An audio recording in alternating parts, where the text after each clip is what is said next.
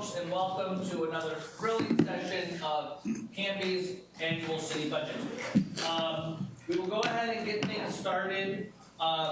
Due to some, it was brought to my attention that due to some public noticing of this information, we have to do things a little in a different order than we normally do, so bear with us here as we do that. So what we're gonna do is we're gonna actually do the URA public comments first, and the things that are associated with that, and then, so one other thing, I'm glad I'm getting the wave for this.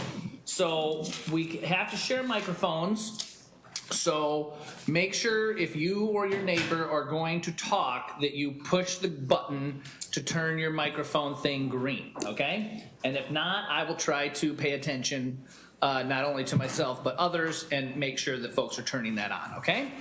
So as I was saying, we're gonna do the URA stuff first, and then we will move into the city budget, okay? So with that, I'm gonna call the URA Budget Committee meeting to order, and we're gonna start with a roll call. And Melissa, are you taking care of that, or is that me? Either way. Okay, I don't actually, do I have a list of all the folks?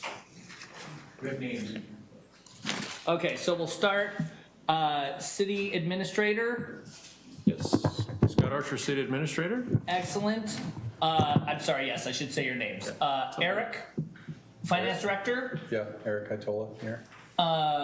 Joe Lindsay, Yes, here, present. Michelle Hensley, Present. Counselor Parker, Yes. Eric Arndt, Here. Sarah Spoon, Counselor Spoon, Present. Jason Padden, Chair, President, Jack Pendleton, Here. Counselor Marine, Here. Counselor Hensley, Here. Herman Maldonado, Present. Counselor Bangs, Here. and Kara Hawkins, correct? Kara. Kara Hawkins. Here. Excellent. So we do have a quorum. With that, we will go right into new business, and we will start with the election of a URA Budget Committee Chair. I will open the floor. Counselor Parker? Mr. Chair, if I have unanimous consent from the participants this evening, I'd like to propose a slate of both the chair and vice chair, just to get us moving along. I would propose as the URA Budget Committee Chair, Jason Padden, and for vice chair, that would be Brian Hodson. Second. Second. Okay, it's been moved and seconded to, it's been moved and seconded to approve a slate of, as committee chair and vice chair, being myself and Mayor Brian Hodson. I will let folks know that I had talked about not doing this, but I have put some thought into it, that there are many new faces around the table, and there are some new council faces as well. And because I'm old and crusty in this whole budget committee thing, it might work okay for me to do one more year. So if you all agree with that and think that's okay, all those in favor of, first of all, is there any discussion on the matter? Yeah, I'll go ahead and back this up a little bit. When I found out that Jason was planning to demur this time because he wasn't going to be here for the second meeting, I contacted our vice chair, Brian Hodson, and the idea emerged that we really needed to get started, get down to it, have people who had administrative skills. Mayor Hodson isn't able to be here this week, and he says if it's okay with people, his name can be put into nomination. Basically, that means we would have Jason Padden as our chair this week, Brian Hodson next week. In either case, people familiar with the administrative process. So next year, one of you new guys can do it. Yes. Any other questions or discussion? Okay, seeing none, we will proceed to a vote. All those in favor of the slate of leadership signify by saying aye. Aye. Any opposition? None noted. It was unanimous and the motion carries. So with that, we will go ahead and move into the public comments section. on the 2022-2023 proposed URA or Urban Renewal District budget. Any person may provide comment. Written comment must be received by 4:30 p.m. on May 19th. If you wish to speak, please contact the Deputy City Recorder at 503-266-0720 or Ben Hammond at CanbyOregon.gov by 4:30 p.m. on May 19th with your name and comment information. Once your information is received, you will be sent instructions to speak, and that is for our online participants. I do not have any public comment cards presented to me here in the chamber, but just for the good of order, is there anybody who wishes to speak from the audience on the budget for the URA? That's what I thought. Okay, so with that, we will go ahead. Chair and- Patton? Yes. Just real quick as a point of order, so what you're doing is we had publicly noticed the public comment periods tonight for both of these meetings, but we're going to present you the urban renewal budget at the next meeting, so you'll want to continue you'll adjourn, but you'll continue this to next week's meeting, if you will. So will we be adjourning or Well- will we be suspending it? It's kind of a Tabling. nuance. It's you can adjourn tonight, but just to note that you're continuing the urban renewal meeting to next week as well for the actual presentation of the budget. Okay. Mr. Chair, I move we adjourn the committee. Second. It's been moved and seconded to adjourn the URA Budget Committee meeting until next Thursday, May 26th. Is there any discussion or questions? One question, we do have comments on the URD budget that was submitted via Button. email. Thank you. We have budget comments for the URD that were submitted by email. Do we discuss those now, or do we just take them in reference for next meeting? I guess that's a Joe question. Yeah, you can you can make them part of the record. And I think that's a good. We're all Thank mad at it. you. Boy, so no, you can make them part of the record if you want, and then people can look at them at their leisure between now and then. Because they're, I believe, provided to everybody. I think we all got them. Yeah, yeah. As far as making them part of the public record, are those Yeah. going to be put with the budget presentation online? We'll make them part of the record, and we can put them online. Okay, Or- because somebody might have the same question or. Yeah, Okay, correct. thank you. Okay, excellent. Any other questions or discussion? Seeing none, we'll proceed to a vote. All those in favor of adjourning the meeting until date certain signify by saying aye. Aye. All those opposed, nay. It seems to be unanimous. The motion carries and the URA budget meeting is adjourned. Okay, moving on to the city budget meeting. At this point in time, we will do another roll call for the good of the record. I'll start over. See you, Kara. Yep, we'll see you tomorrow. Or next Thursday. So we'll start on this side of the table. Counselor Bangs. Here. Herman Maldonado. Here. Counselor Hensley. Here. Counselor Marine. Here. Jack Pendleton. Here. I'm here. Jason Patton. Counselor Spoon. Here. Eric Arndt. Here. Counselor Parker. Here. Michelle Hensley. Here. Joe Lindsay. Yeah, present. Eric Keitol. Kaitola. Here. And Scott Archer. Here.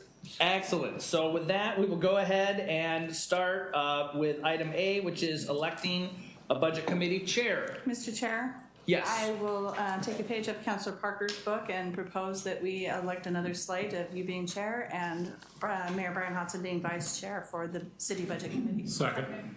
Okay, it has been moved and seconded to approve a slate of leadership for the city budget committee as well, being myself as chair and Mayor Brian Hodson as vice chair. I will accept the nomination.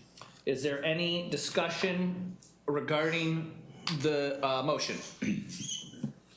Seeing none, we will proceed to a vote. All those in favor signify by saying aye. Aye. Are there any opposition? It is unanimous, the motion carries. With that, we will now move into the next item, which is to receive the budget message, and I will turn things over to, is it, Scott, are you gonna be doing it? I'll start it. Okay, to City Administrator Scott Archer. Thanks, Chair Patton. Good evening, members of the City Council, members of the Budget Committee, and staff, and I was going to say guests, but I don't know that we have anybody else here unless anybody's listening online. Again, I'm Scott Archer. I'm the City Administrator. I am also the city's budget officer.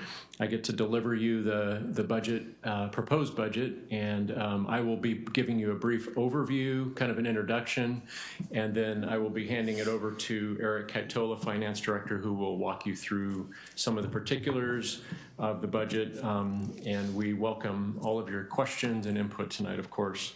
I want to acknowledge that we have a number of city staff here tonight.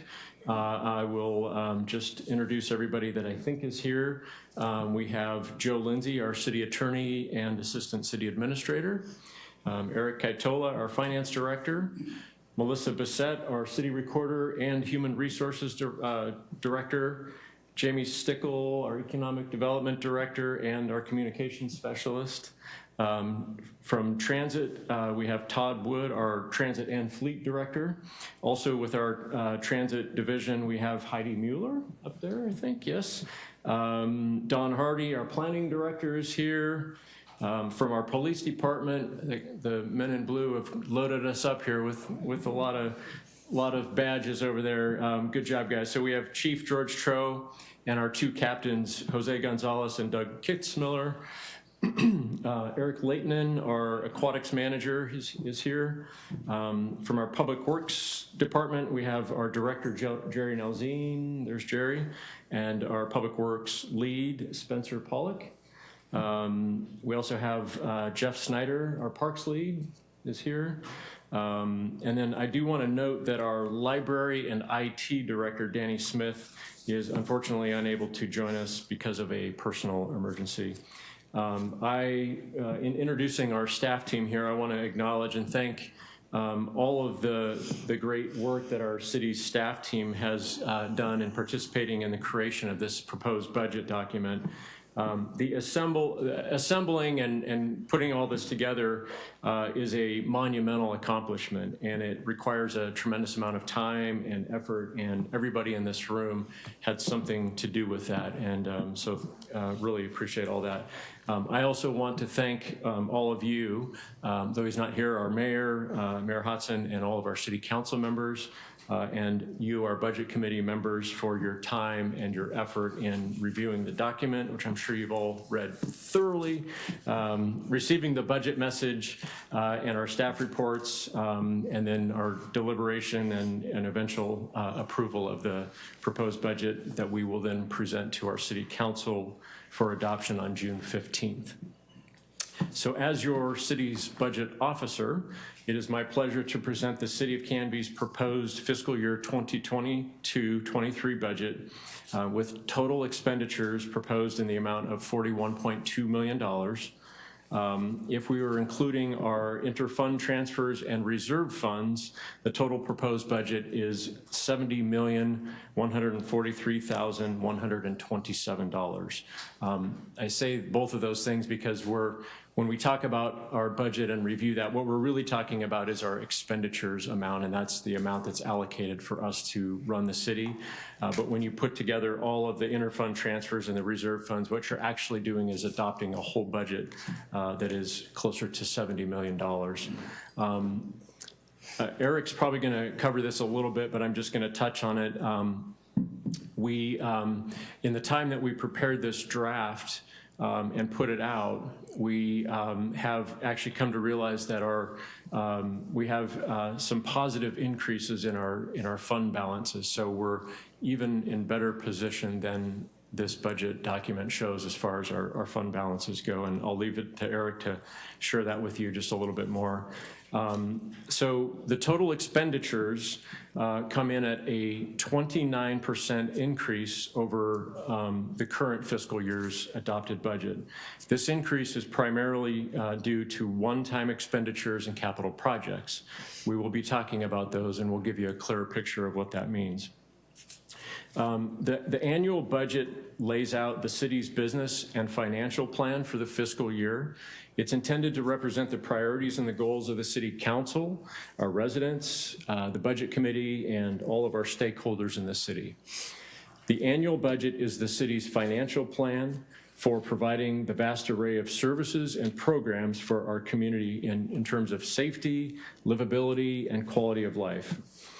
It determines not just what services are provided, but it determines at what level those services are provided. It is intended to be a transparent document that ensures fiscal responsibility and accountability for how we collect, allocate, and expend funds. Our city's professional team has worked diligently to make this proposed budget as realistic and accurate as possible and to place the city of Canby in the strongest possible financial position for the years ahead. And I think it does those things. This proposed budget focuses on continued delivery of our core city services, including, but not limited to, police, planning, parks, cemetery, economic development, library, swim center, court, transit, streets, wastewater, stormwater, administration, legal services, and other internal services like finance, human resources, and IT. We are a true full-service city, and this budget provides support for all of those services. The proposed budget implements newly adopted City Council goals and objectives, which are found on page 11 of your budget document, which, by the way, in just a little bit, we're going to pull up just so if you don't have it in front of you or you're wanting to just watch it on either of the two screens, we're going to pull the budget document up and we'll be working through that so you can also refer to that on the screen. The budget also incorporates some of the remaining directives coming out of last year's budget process. So we've actually included in your budget document some of our older council goals as well, so that we kind of have a reference point back to some of those things that we've touched on. The following proposed items are good examples of putting the council's important policy decisions into action. So that includes some things that I'm about to talk about. So those things are, in reviewing our IT services, we formally contracted the majority of our IT work for quite a long time. With the review of that, we made a recent decision to bring those services primarily in-house. And we're proposing to reduce our contracted services. And again, we'll talk a little bit more about that. We formally contracted all of our custodial services. We've made the decision to bring those services in-house. And in doing so, we have, in this year's budget, we have one custodial position that is not enough to cover our needs. And those demonstrated needs have resulted in an additional proposed custodial position that is reflected in our proposed budget. We are proposing the creation of a community small grants program. We're proposing to complete the city's housing needs analysis. We're proposing to complete the city's economic needs analysis. We are proposing to budget for the first half of what is probably going to be about a 20-month process of updating the city's comprehensive plan with the transportation system plan update and other components necessary for a future application for an urban growth boundary expansion. We are proposing to update the city's emergency management plan, and we're proposing to fund that with available American Rescue Plan Act funds. We also will refer to those, and you'll hear this a lot, ARPA money. American Rescue Plan Act, those were federal dollars that we've received, that all cities received for COVID relief and for use for kind of emergency types of purposes. Speaking of ARPA, the state through some of that ARPA money, gave out some grants through the legislative process.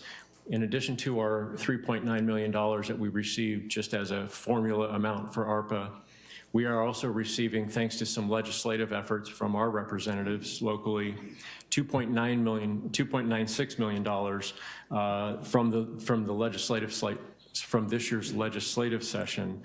They're earmarked for our Walnut Street extension. That's our 99 to the Industrial Park Extension Road.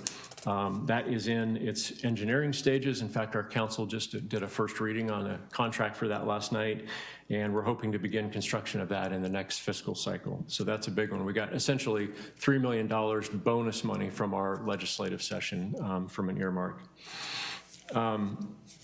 This budget proposes to respond to the current economic climate and to the real-world ramifications of the waning pandemic. Inflation has reached a 40-year high, and the aftermath of the COVID-19 pandemic has led to the Great Resignation, which I'm sure a lot of you have heard of. That's created hiring and turnover challenges all over the country, and the city of Canby has not been immune to that. We're looking at extraordinary fuel prices, which affects everything from the construction of roads to the fuel that we put in our fleet of trucks, buses, and police cars. The costs of labor and materials have all risen sharply. And with the somewhat recent reopening of our once shut down facilities, this has created some new technology needs. This budget embodies some of these realities, including, as now required by state law, public meetings have to provide online participation access. So all the Zoom that we're doing is kind of a permanent thing now because we are actually required by state law to provide that type of access. And this requires some upgrades to various city spaces in City Hall and also in some of our other facilities. So that's reflected in the budget. We have two newly ratified collective bargaining agreements with our AFSCME membership and our police union. These were negotiated to control the cost of living adjustments and keep our labor costs manageable while still providing fair compensation for our employees. Our liability insurance has increased.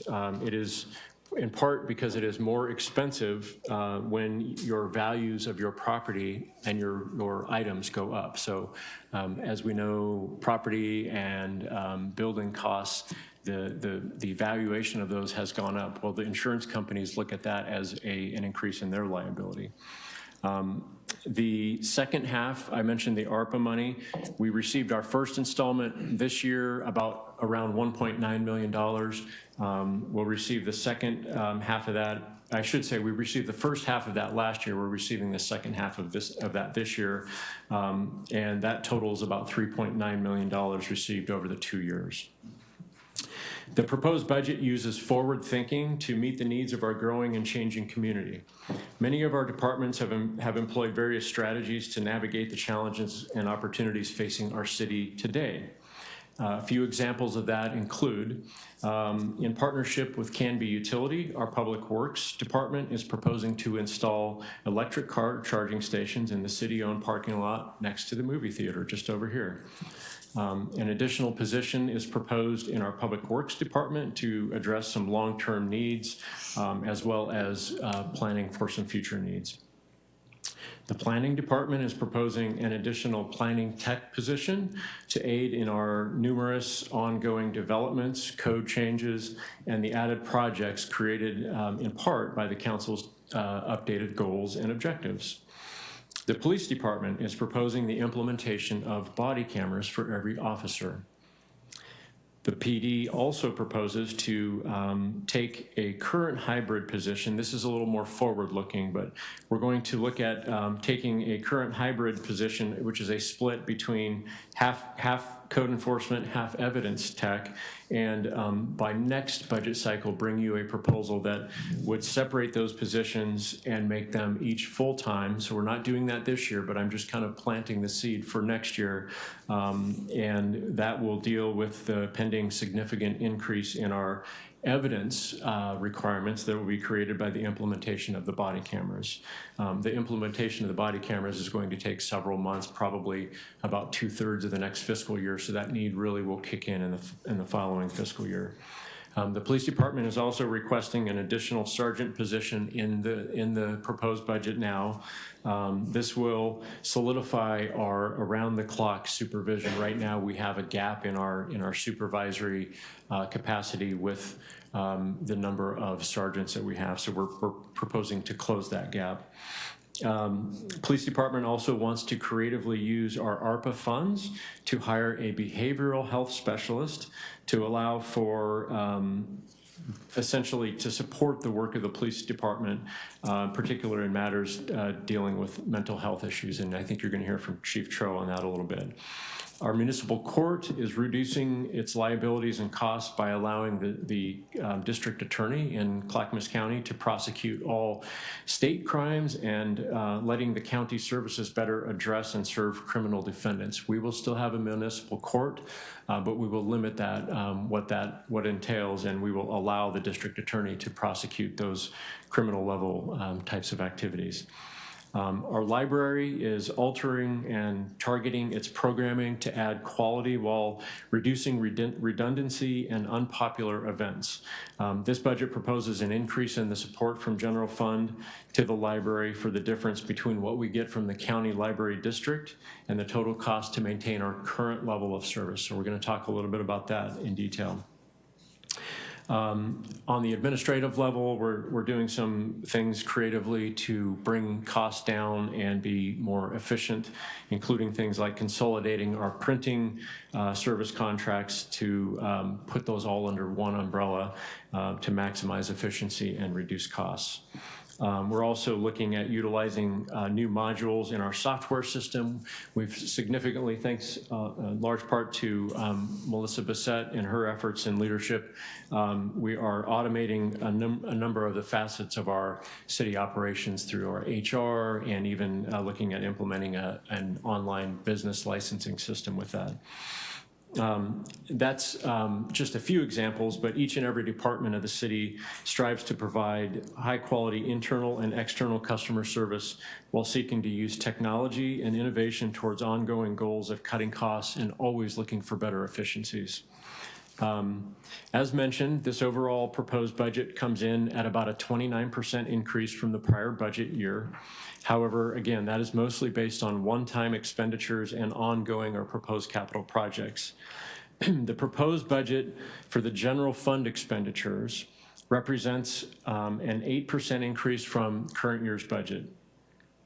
Current year's budget general fund expenditures total just over $19 million, while the 22-23 proposed general fund budget is at about $20.5 million. Within that, the city is adding about 8.3 full-time equivalent or FTE positions.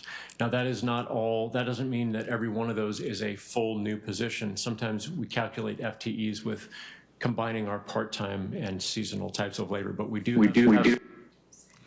have some proposed new positions, and we're going to talk more about those.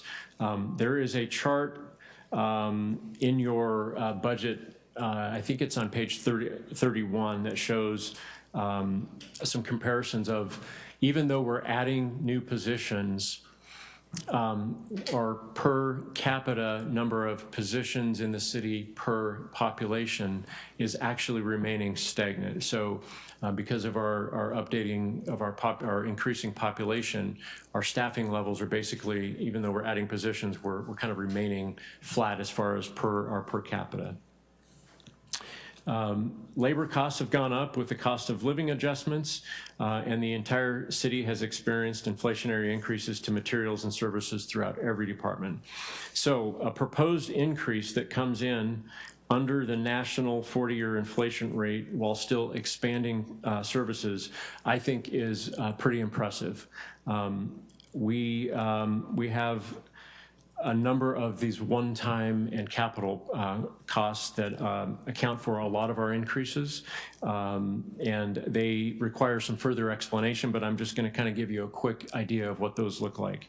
So for example, in other words, a lot of our budget increase from year over year is these large one-time costs. And those include we have a streets capital outlay that's proposed at $6.8 million in order to do our ambitious streets projects that we're wanting to do.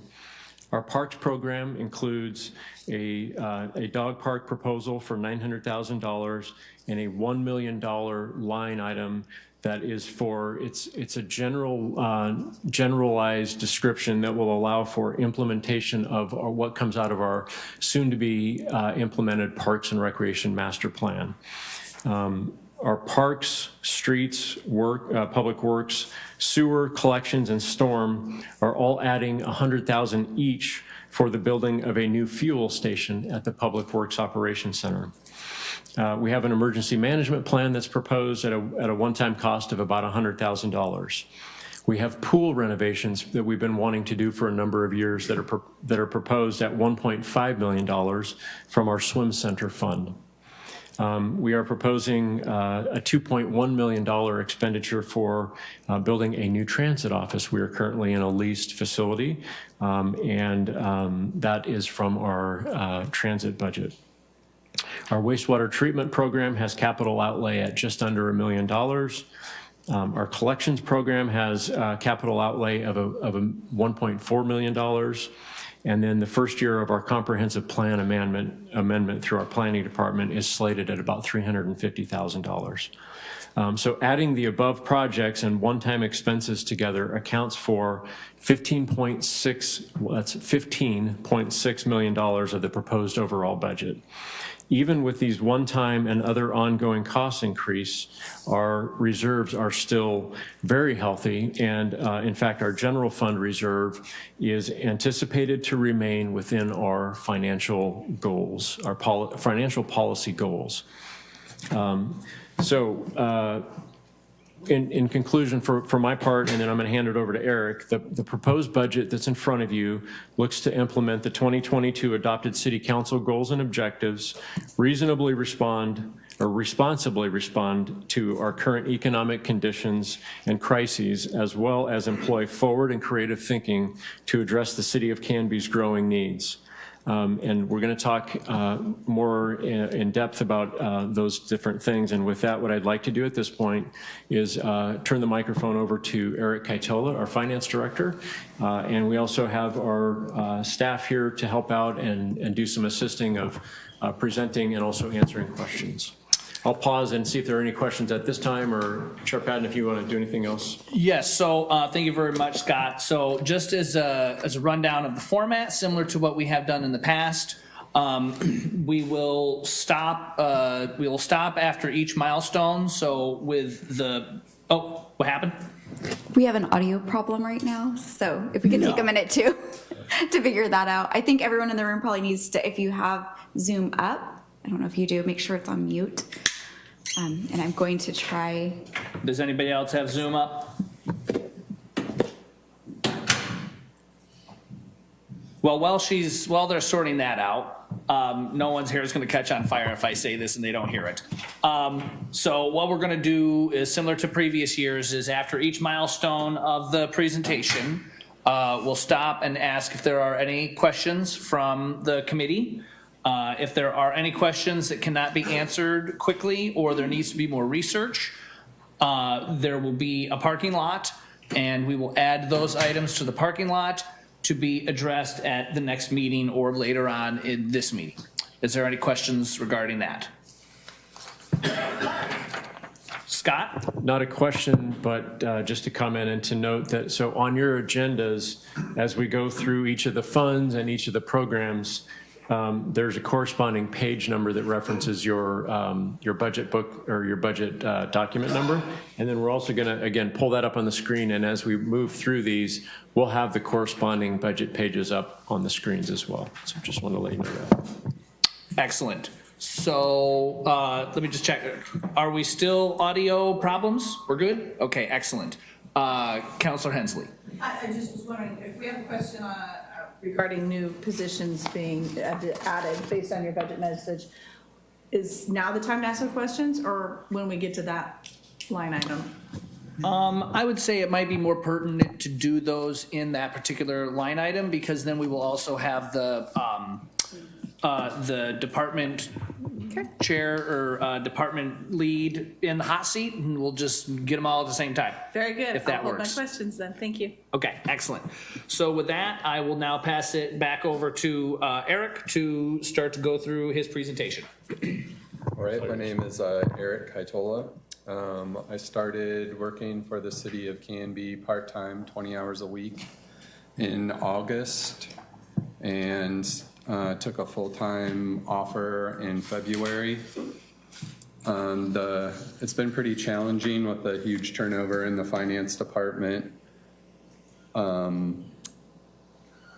As an example, like I would have really liked to have spent all of my time working on budget and audit stuff, but I was constantly faced with challenges in my department where I would have to learn how to do utility billing or something like that, and it would take me off doing this work. So I am not as intimate with the budget as I would like to be, and I just want to thank all the department heads for all of the help they gave me in pulling this all together. So what I'm going to do is just be really brief with talking about each department and kind of lean on the department heads to get down into the details if they need to. So if I'm being too brief, just let me know. So the first department we're going to talk about is admin. The admin department is just responsible for the overall day-to-day management of operations for the city. It's the city administrator, the city recorder, and the city attorney. This year highlights of things they accomplished were just continuing to hold the hybrid meetings due to the COVID-19 pandemic, the implementation of the Oregon records management system, and all of the stuff they did to respond to the pandemic. Some brief 23 goals that they have are to improve and implement a new online business license system, and then the contract with the emergency management consultant. If you look at, I'll wait till they get to the admin budget numbers here. 53. And while they're working down through all of that, with the way the things are set up, if I think when you go through for all the department heads, because of the audio situation, if you would come down here to this microphone at the main table and utilize that while we are working on your section, I think that would make sense. Okay? Okay, so for admin, the first thing was they are adding not quite a full-time position. The personnel costs have increased, but not dramatically. The admin materials and services has gone up about, 130, not quite 130, with most of that being in the professional and tech services line, the 108,500, which 100 of that is for the emergency management consultant. How much is that? The emergency management consultant is like about 100,000. Otherwise, it's, as far as I can tell, pretty status quo. Melissa, do you have more to add? Maybe the tech overhead, but that's the same answer for everybody. Oh, yeah. I guess I could talk about the overhead now. Because of adding employees to lots of departments and the costs raising, there's 3 departments. Well, a lot of the general fund gets allocated. A lot of the general fund departments overhead gets allocated to other departments. You're not going to see it on the admin one because it'll appear in other things, but the overhead cost for that has gone up. Tech service overhead costs have gone up dramatically because of the new employees and bringing tech service in-house instead of the contract work. And facilities has gone up as well, just due to the costs of things. So all of the overhead allocations, which on the sheet, they'll show as internal charge fleet, internal charge facilities, and internal charge tech services. All of those have gone up. Does anyone have any questions? Any questions regarding administration? So I'm just curious, what we used to spend, and I don't know where it is in the budget, on the contracted technical services. I don't know how readily you have that information. I don't need it urgently. Well, I could tell you. So we last year, you guys in the proposed budget or adopted budget gave us $132,000 for our kind of our baseline tech contract with our contractor Kintech. There were other charges that weren't part of that, which were like software licensing and, virus, software and all sorts of other licensing that kind of gets added on. So those are, and you'll see in the tech budget, those kind of exist on their own, but the actual contracting for the time, it's supposed to be 56 hours a week from Kintech was $132,000 last year. And this year, and we'll get to it when we specifically are there, so bear with me, but we are in flux because we just have hired folks and we are getting information now to let us know at the time of print, we didn't know how much of the transition we were going to have to pay the contractor to kind of carry on with us and kind of help us over. That looks like it'll be less and less as time goes on with the people who are on the ground now and in there. So, and I can share more about that when we get there. So to be very specific, if you look at the tech services fund and you look under technical consultant, which I don't, let's see, what page does that say? Where is it? I think it's on 54. What?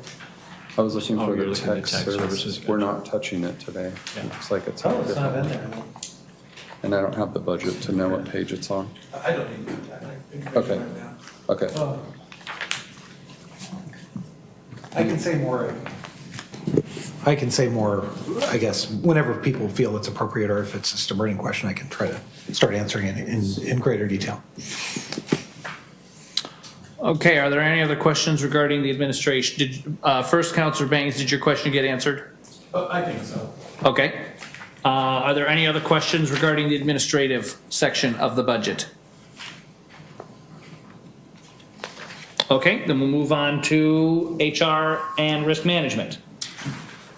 Okay, human resources and risk management. The HR department provides the personnel support for all the city employees. This year highlights are the implementation of the new HR software called NeoGov, which allows us to have a broader applicant pool, which is really important in this period. Like even when we were trying to look for positions in the finance department, the number of applicants was alarmingly small. HR did process 24 recruitments. They processed 18 FMLA, OFLA requests, and many requests for the COVID-19 leave. They successfully negotiated a four-year contract with the AFSCME and the Canby Police Association. Going forward, they're going to be doing the classification, compensation, and pay equity study. HR did add another FTE. Can we go on to the HR? There we go. They're increasing the full-time employee count in HR. So the personnel costs have gone up quite a bit. And also material and services has gone up quite a bit as well. One of the reasons that the materials and services in HR has increased so much is because of the liability insurance number there you see, the 426,704 is quite an increase over the liability insurance from last year. Do you have anything to add, Melissa? The class and compensation study and pay equity study is in there too, and it's at $100,000, and we had budgeted that last year, but we just went out for our RFP, and so the work won't be completed until this next year in July. That's why you see that there again. And that's what's in professional services? Yeah, it's at $100,000, yeah. Just, FTE changes related to kind of our, how we're moving. Yeah, the FTE changes are, so I'm hoping to remove part of my city recorder hat later this year, maybe once our deputy city recorder is up to speed. So that's part of the changes with the FTE there. just one thing to point out, like in the materials and services, the professional services, you can see that last year, 111,000 was budgeted, but only 6,400 was spent. That was where the class and comp study was, but the 6,400 is showing that that money wasn't spent on it. So that's why it's rolled back over to this year, the 138. Does anyone have any questions? Okay, so with that, are there any questions regarding the Human Resources Risk Management section of the budget?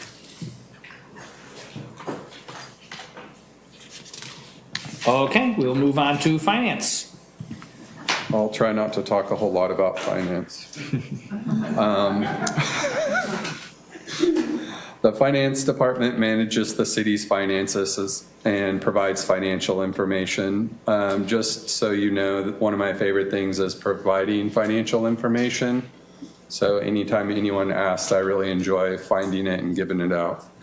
The 22 highlights, I don't know if you can really call these highlights, but we had an 80% turnover in the finance department.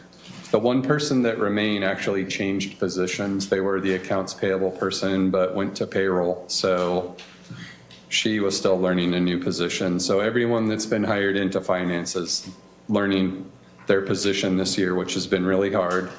Part of the reason it's hard was because there wasn't a lot of documentation on the work processes that were here. So there was a lot of self-learning. All the finance department positions are now filled, and we have people there that are permanent and working, which is a major relief for me. The goals basically moving forward in finance is just going to be this continued intense training, the documenting processes, writing everything down. It's like one of the main things we focus on in our department is documenting how to do daily tasks. As we, expand our understanding, we strive to document the processes, and we just want to use technology to take advantage of every efficiency. We're really going to focus on great customer service for the department heads especially, and the citizens as well. We're not going to get those GFOA distinguished awards this year, but we're going to work our way back to that. I would like to add an additional staff member in the finance team just to allow extra time for cross-training, which was one of the things that we really struggled with. The previous team was so siloed, they didn't really have exposure to other people's tasks. So when people left, it was kind of a void. So let's see, what do we got for finance? Finance, yeah, I want to add another person at least. Budget-wise, it does increase the personnel services cost. And that position is a lower end position than Entry level. yeah, that would be like a finance clerk or someone, just someone there that would be backup to allow team members to be able to cross-train. Like the accounts payable person could go sit with the payroll person and learn the payroll process. They would have the documentation on how to do the process written down, and then be able to cross-train with the payroll person and just get everyone to be able to do multiple tasks so that we don't end up not being able to serve customers. It was really tough when the utility billing person was gone and citizens were calling to get help, and we couldn't give them the help in the way that they deserve. For materials and services, it's gone up some. Some of that is just from the overhead charges. And there was nothing extra special that was added in material and services. Any questions? Any questions regarding finance? Eric, I think I may echo some folks' thoughts here when I say we're all more worried about making sure that the customer service is up to speed than some award. That is That, I'm on the same page. so you crush it on that, and then we will worry about the fancy plaque later. That's right. Well said. I will say the utility billing person that we have is fantastic at customer service, so, Excellent. yep. Well, and I know I speak for our team here about internal customer service too, and that can be more excellent when people are cross-trained, then people don't feel guilty about going on vacations and getting their mental health going, so it's actually a really much better practice, what he's proposing. Yes. Yeah. And just finally, just one more comment is just, I do want to recognize Eric's work, and he kind of described his situation. He described it humbly, because that's who he is. He's really done a great job of getting up to speed under some fairly difficult circumstances.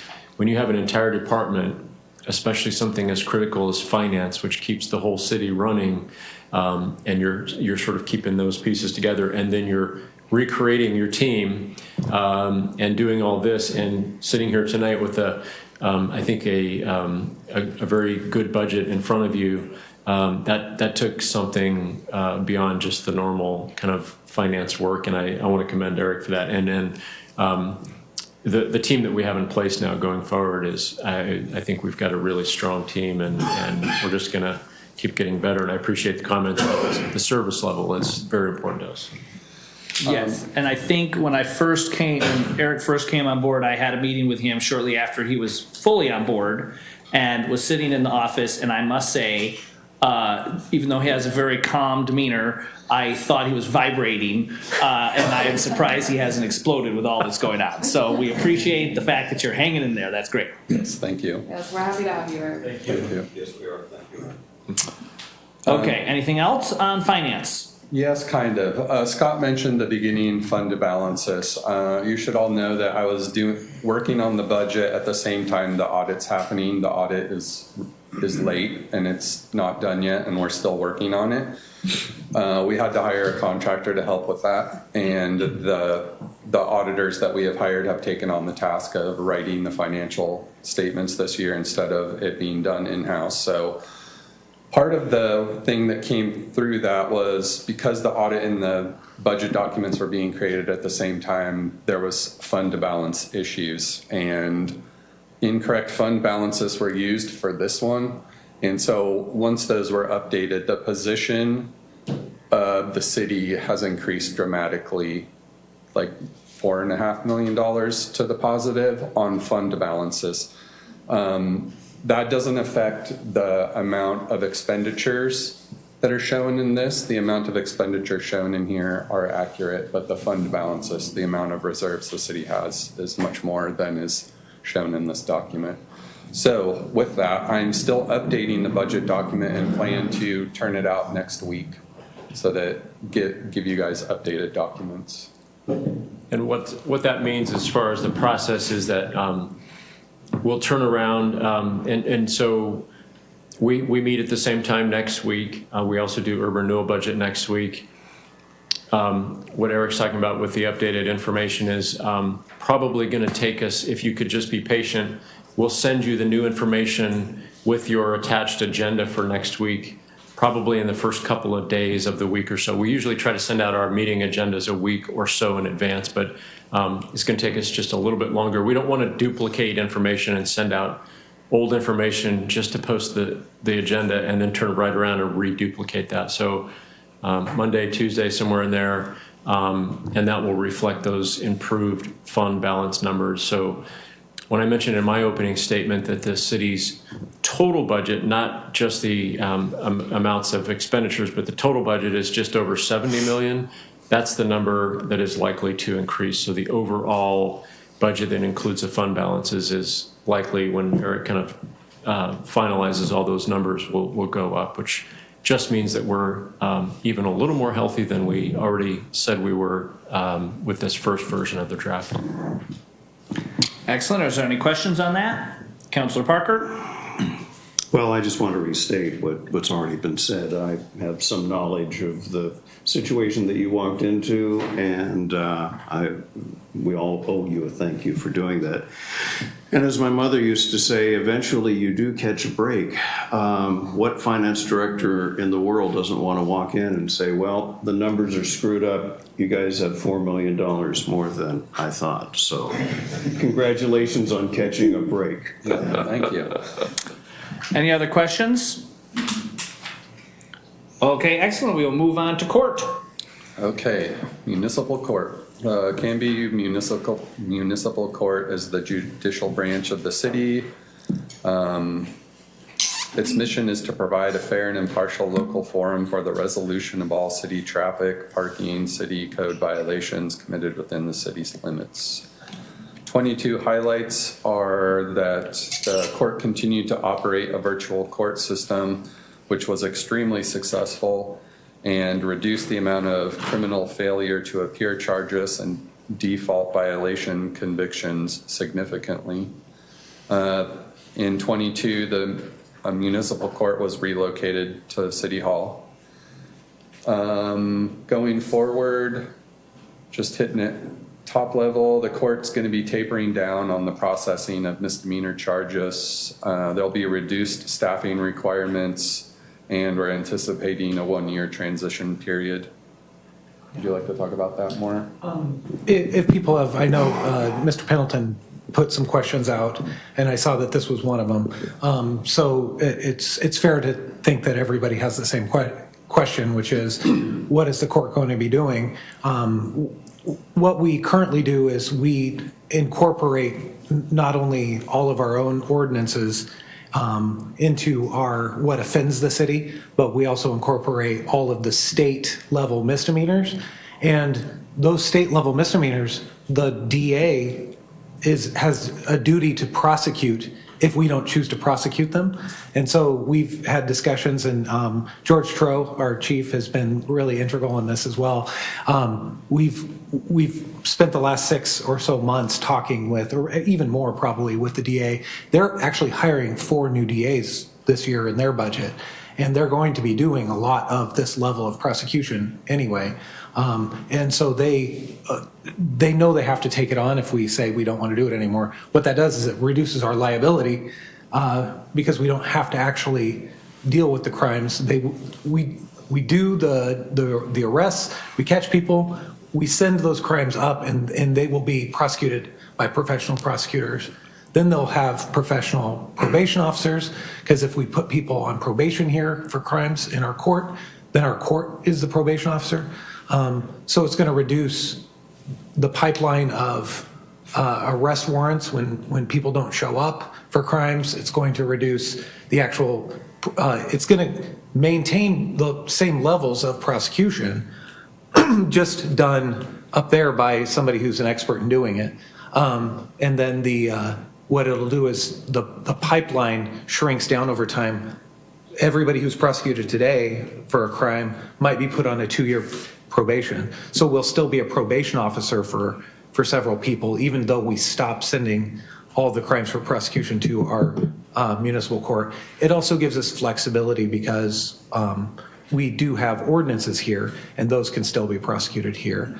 But every time you do a crime, you also then have to offer, if you find that there's indigency, which is somebody cannot afford an attorney, we have to also then provide defense attorneys. So we pay for extra prosecution, we pay for extra defense attorneys, then we pay for more time because of all the processing and the return to court dates. And so basically this kind of lessens our liability, makes us more efficient. We'll still do all of our traffics here, and then we'll do any of our own city code stuff because that doesn't offend the county or the state. But otherwise, and then anything that comes before the court, like business licenses, if people or We have an interesting case right now where our old city hall was in error of what it was supposed to be doing. And so that's kind of languishing out there as a potential violation of our city code.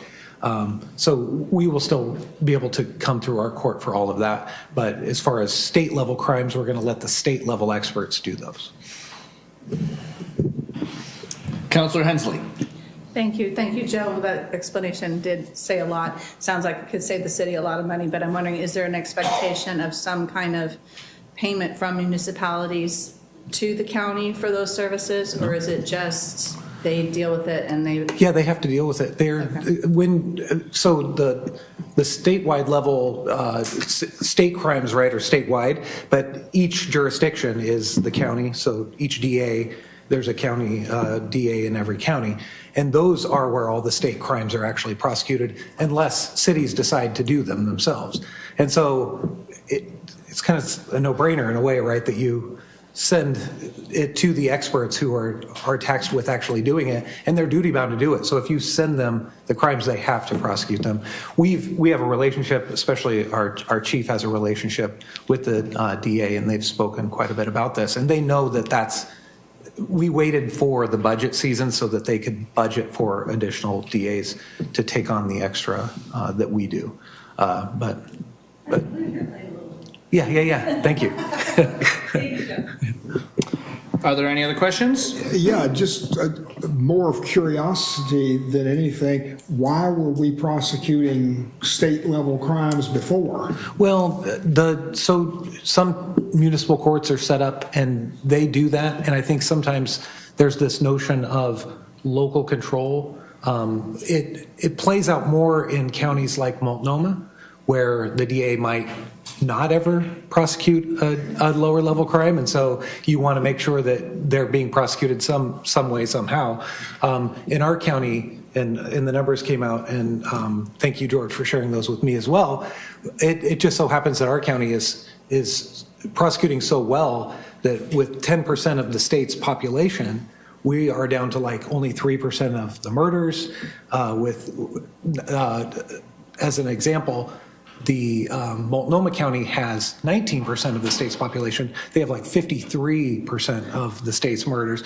So a lot more is going on up there, granted, so they can't deal with the small stuff so much. But we're so well situated that we'll not only not lose services, we'll actually have better services, because when people get prosecuted, defendants have more opportunities. So they might be sent to, instead of just a one-size-fits-all with our probation, they might be sent to mental health court, or they might be sent to, drug and addiction court. They have a more robust probation office to go interact with them. So it isn't just sending them a threatening letter from us, it's actually somebody on the ground dealing with them. So there are, from a service standpoint, even though it's funny to think of defendants needing services too, they will actually get better services from this maneuver. Thank you for that explanation. Any other questions regarding court? Okay, we'll now move on to the planning. Planning and building. All right. The planning department works to maintain and improve the quality of the community and life of the citizens using land use planning and development services. 22 highlights include the completed Parks Master Planning process and the completed Comprehensive Plan and Transportation System Plan estimate. Going forward, their goals are a comprehensive plan, the transportation system plan, the urban growth boundary plan, hiring an assistant planner, and managing the larger volume of permits, annexations, and subdivisions. Let's see here. Are we on the planning? Could we go down to the financial pieces? There we go. So you can see that the total planning revenue is expected to go up by quite a bit due to the number of projects happening. You can see the FTE, the full-time equivalent, has gone up So therefore, the personnel services has gone up, and materials and services have gone up tremendously. And I would just like to point out a mistake I made on that. In materials and services, the professional and technical services, the top line, that's 620 grand. I should have put in 473, which is going to be part of the revision I do, but I just wanted to point out that I had made that mistake. So materials and services really aren't going to be 833,000. Dawn, you want to talk more? Sure. Thanks, Eric. Good evening, board members. Just a little overview of the planning services. Eric, thank you for the introduction there. I'll talk about the comp plan and the transportation system plan first. Really what's leading that process is we have a comprehensive plan that is from 1984 and a transportation system plan from 2010. So a 38-year-old comprehensive plan and a 12-year-old roughly transportation system plan. In a growing community where we need to look at the future, and one of those items is the state requires us to look at 20 years out in anticipated population growth for the city and to plan for that growth. Also, it's good planning to plan for the future, and typically comprehensive plans are 20-year horizons. Right now, we have $150,000 in grants that we're working on from DLCD. Two of those are housing assessment grants. One is an economic opportunity grant, which will talk about employment, commercial and industrial employment. Both those grants will also define buildable lands and what is existing for buildable lands, and is it enough for a 20-year horizon, or is there a need for an urban growth boundary expansion? So part of that process is looking forward to implementing the comprehensive plan, and with the budget committee approval, we'd anticipate an RFP, a request for proposal, to go out. Hopefully we would have a consultant on board by November 2022. And that would be work that would start at that point. And as Scott pointed out, we have looked at this budgetarily in 2 fiscal years, hoping that in 2 fiscal years we could have the comprehensive plan, transportation system plan, and urban growth boundary expansion completed. We did hire a consultant to cost estimate the comp plan and the transportation system plan. This is highly technical work, and rather than taking a wild guess at that, we wanted to get some real numbers to put together. And so the first request Scott mentioned for the fiscal year 22-23 would be $350,000. For 23-24, it'd be roughly $274,000. So all in, it's about $624,000. That seems like a lot, but there's a lot to that process, and the consultants did provide comparables. The price of this is expensive, but I think it's a good amortized investment for a 20-year horizon. It starts to really look a lot smaller as you look at it for 20 years of predictability. Part of that process, staff is wanting to be involved with this as well, and so our staff is anticipating to be involved with the housing, the land use, and the economic chapters of the comprehensive plan. We'd like our staff to be involved with that process. Part of the update will also help significantly on finances for the city, because the transportation system plan is from 2010. So the calculations for system development charges are probably from 2009. So you're looking at a 13-year deficit in terms of what those are, in terms of what they probably should be. That's a lot of money the city is losing, so there's a piece to that as well.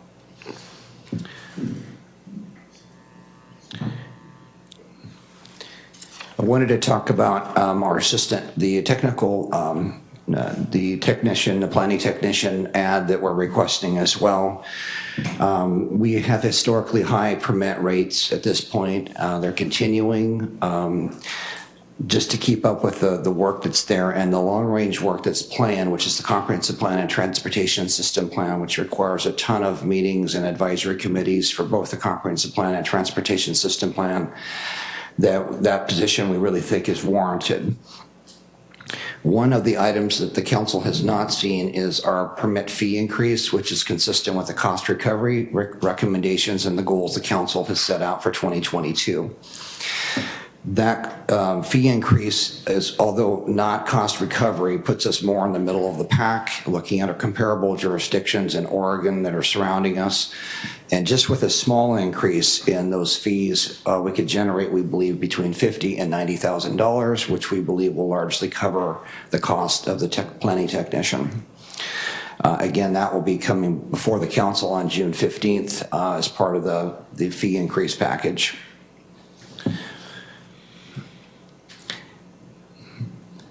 I think that's about all I have on my end. I'm glad to answer any questions that you have. Okay, are there any questions?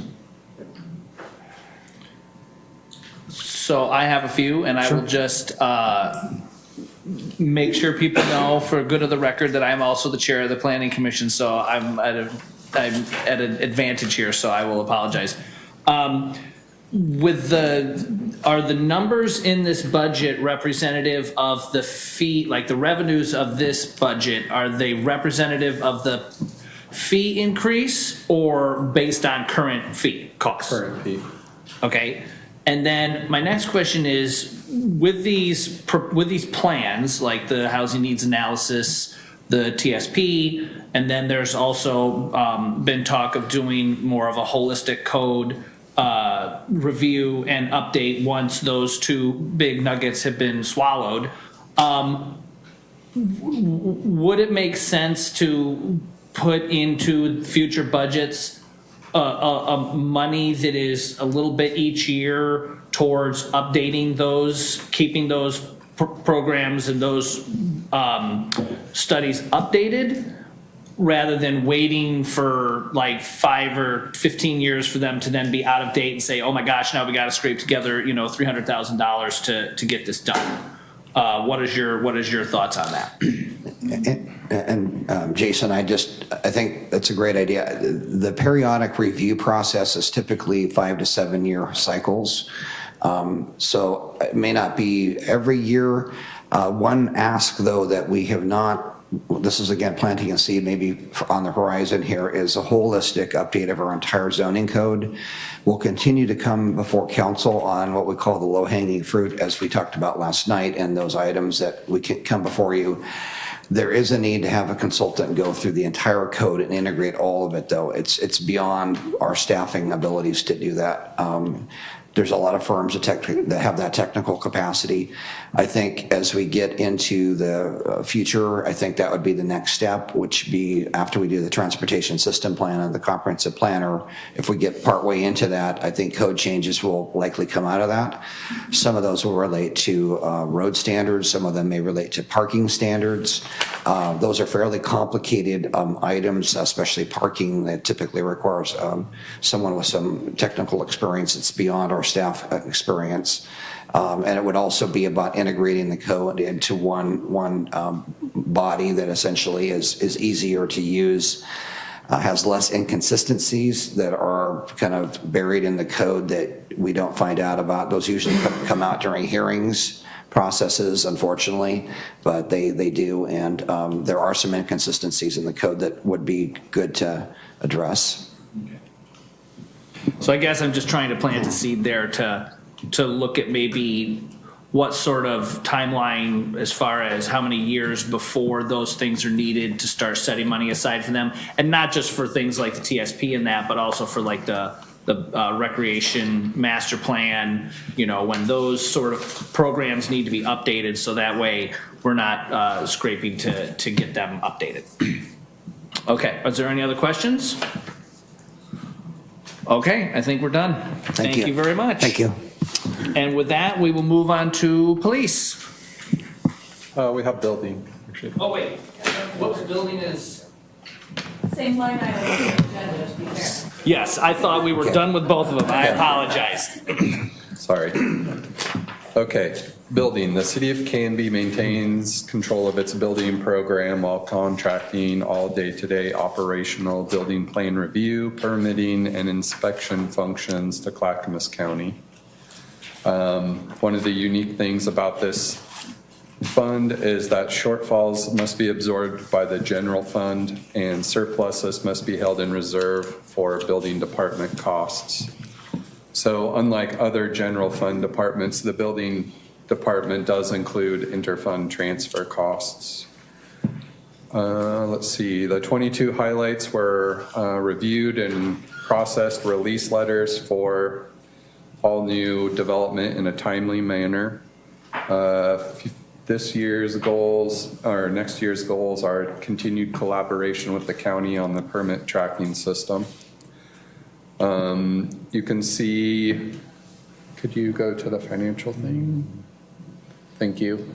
So there is an additional FTE in here, which increases the personnel services cost. The materials and services you can see are extremely minor. So, and then we have this overhead transfer to the general fund. You can see that it's quite a bit more. The overhead transfer to the general fund, this is the allocation of all of the general fund departments that other funds contribute to the cost of. So this is the first time we're seeing an overhead transfer to the general fund. And that's for, let's see, I didn't bring that sheet, but like admin, HR, finance, and other funds. I should have had the list here. That's all I've got. You want to talk about building some more? I'll just be very brief. On the building side of things, we do have an element of that, even though Clackamas County is in charge of reviewing construction plans and issuing actual building permits. Our part of that is the site plan review process, which is a process that's involving us looking at the land layout of this, making sure it complies with conditions of approval, whether it's a subdivision or a commercial or industrial development. So there's an interface with the county. We have an interface with them. They have a development direct computer system that they just initiated. There's quite a bit of things still being worked out. It's a little clunky. Hopefully it'll get smoother over time, but staff is spending quite a bit of time not only looking at the stuff that we're supposed to be looking at, but the system, for example, we're looking at things like having to check off electrical, plumbing, HVAC, those kinds of things, and do check boxes in the computer system, or an applicant will not get their permit. So the county is working through that. We should only really be check boxing, this basically the building elements of the project. So that's kind of being worked out. The long term of it, though, I think on Development Direct is the value of that county system. We're hoping we'll get expanded to talk about certificate of occupancies and preliminary and final, and make that smoother. One thing, as I started as a planning director, just acknowledging that there's not an integrated system that we have tracking permits, and so this does kind of substitute for that. So it actually is nice the county has that, and those tracking systems can be quite expensive to put into place. So my preference would be to use the county system, even with kind of the kinks that we're working out with them on this. The county has been good to work with as a partner. They were not, I think, completely aware of their system when they took it on and bought that system. And so there's a lot of communication we have between them, because somebody may be calling us and saying, you're holding us up. And it's like, well, we really don't really have a role in this, but we'll click off the button in the computer system to say that you're okay to go. So that's being worked out. I think on the building side, that's largely the interface. Like I said, the county staff has been good to work with on that end of things. It's a little bit of an odd role that the county has that role and we have ours. Again, that's historic, and we used to have a building department here 12, 13 years ago, and I think part of that is it's not really sustainable. I don't think as a small community, it's really difficult if you don't have the land base to do that, and the economy ebbs and flows, and that's very difficult to maintain a building staff. So I think going forward, the county probably, in my opinion, will remain in that role. So that was probably it for building. Okay, Councilor Hensley? Thank you. You mentioned one addition of an employee for planning, which I see the increase in sales and wages, but there's a significant increase in sales and wages under building. So I'm wondering, is that an additional person, a total of two, or is that one person's salary being spread over two families as we sometimes do? Or is that money's, it wouldn't be going to the county, or it would be in a different line item? So I'm just wondering the difference in wages in those two departments. I think it's split over those two, isn't it? It is split over the two. I don't have my payroll calculation sheet here, but in that, it's like adding the people that Dawn requested and then reallocating them between different departments. It's so. It might be, you know, as an example, 3/4 of that position would go to this particular department. Right. Yeah. Yeah, we can confirm your question, Council President Hensley, but essentially it's one planning position allocated between those two programs within planning. It's just the way it's allocated, yeah. So it's just one. So Don's planning department is planning and building, and we just kind of, I don't know, what Eric is saying is we don't know exactly what the split is, but it's one position. And that's okay. I was just wondering if that was the case, because I saw the increase in both line items, and I didn't know if it was Just two half people, or if it was one person doing different, I know, because we have the code enforcement is hers, it's like from 2 or 3 different lines, so. I got it, thank you. Just one new person, and it's just the allocation between a couple different programs there. And I've added that to the parking lot, so we'll just send that in to 100% confirm that for the next meetings, if that's okay. Okay. Any other questions regarding building? Okay, we'll move on to police. Okay, police. Canby Police Department provides the community with a full range of police services. Highlights for this year are that they hired a new recruit officer, Tyler, and hired a lateral officer, Claire. One of the Canby police sergeants got recognized as the Clackamas County Crisis Negotiator of the Year. Very nice. And Canby ranked number 6 safest city in Oregon. Upcoming goals are body cameras, implement a behavior health program to assist with mental health crisis, and add staff members.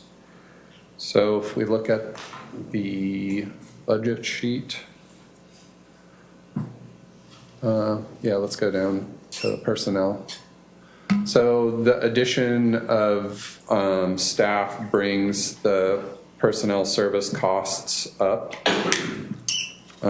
Obviously, that's just pay and benefits.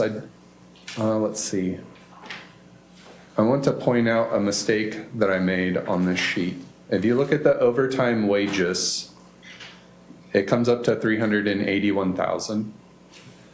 And if you go above that and look at all the overtime lines that it's showing, starting with overtime and court overtime and holiday overtime, those numbers don't actually add to 381, but the 381 is the number that's used in the total police personnel services line item cost. So the number's right, but those overtime values are wrong, just to point that out. Can we go down to material and services? That'll be corrected in the next. Yes, yes.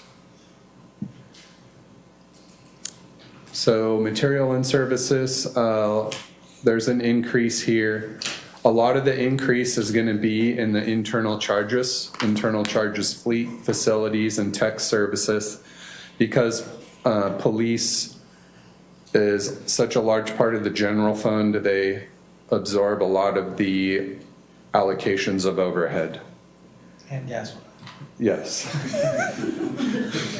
And then in capital, they've got an increase in capital for the body cameras and vehicles. So, George? Thanks, Eric. I figured I'd just go over some of the highlights and talk about the added positions in detail a little bit more. So the first one that we are requesting to add is a patrol sergeant. So this is a first line supervisor for the street, so for patrol work. This is something that we've been wanting for the last 12 years since Chief Smith first got here. And I remember to this day explaining to his first month here, we're going over things and I'm explaining things to him. And I told him that we currently do not have 24/7 supervision coverage on patrol. And the look in his face, I thought he was just going to send me to graveyard shift right there. He couldn't believe that we didn't. Of course, he came from a large agency where there was 24/7 supervision.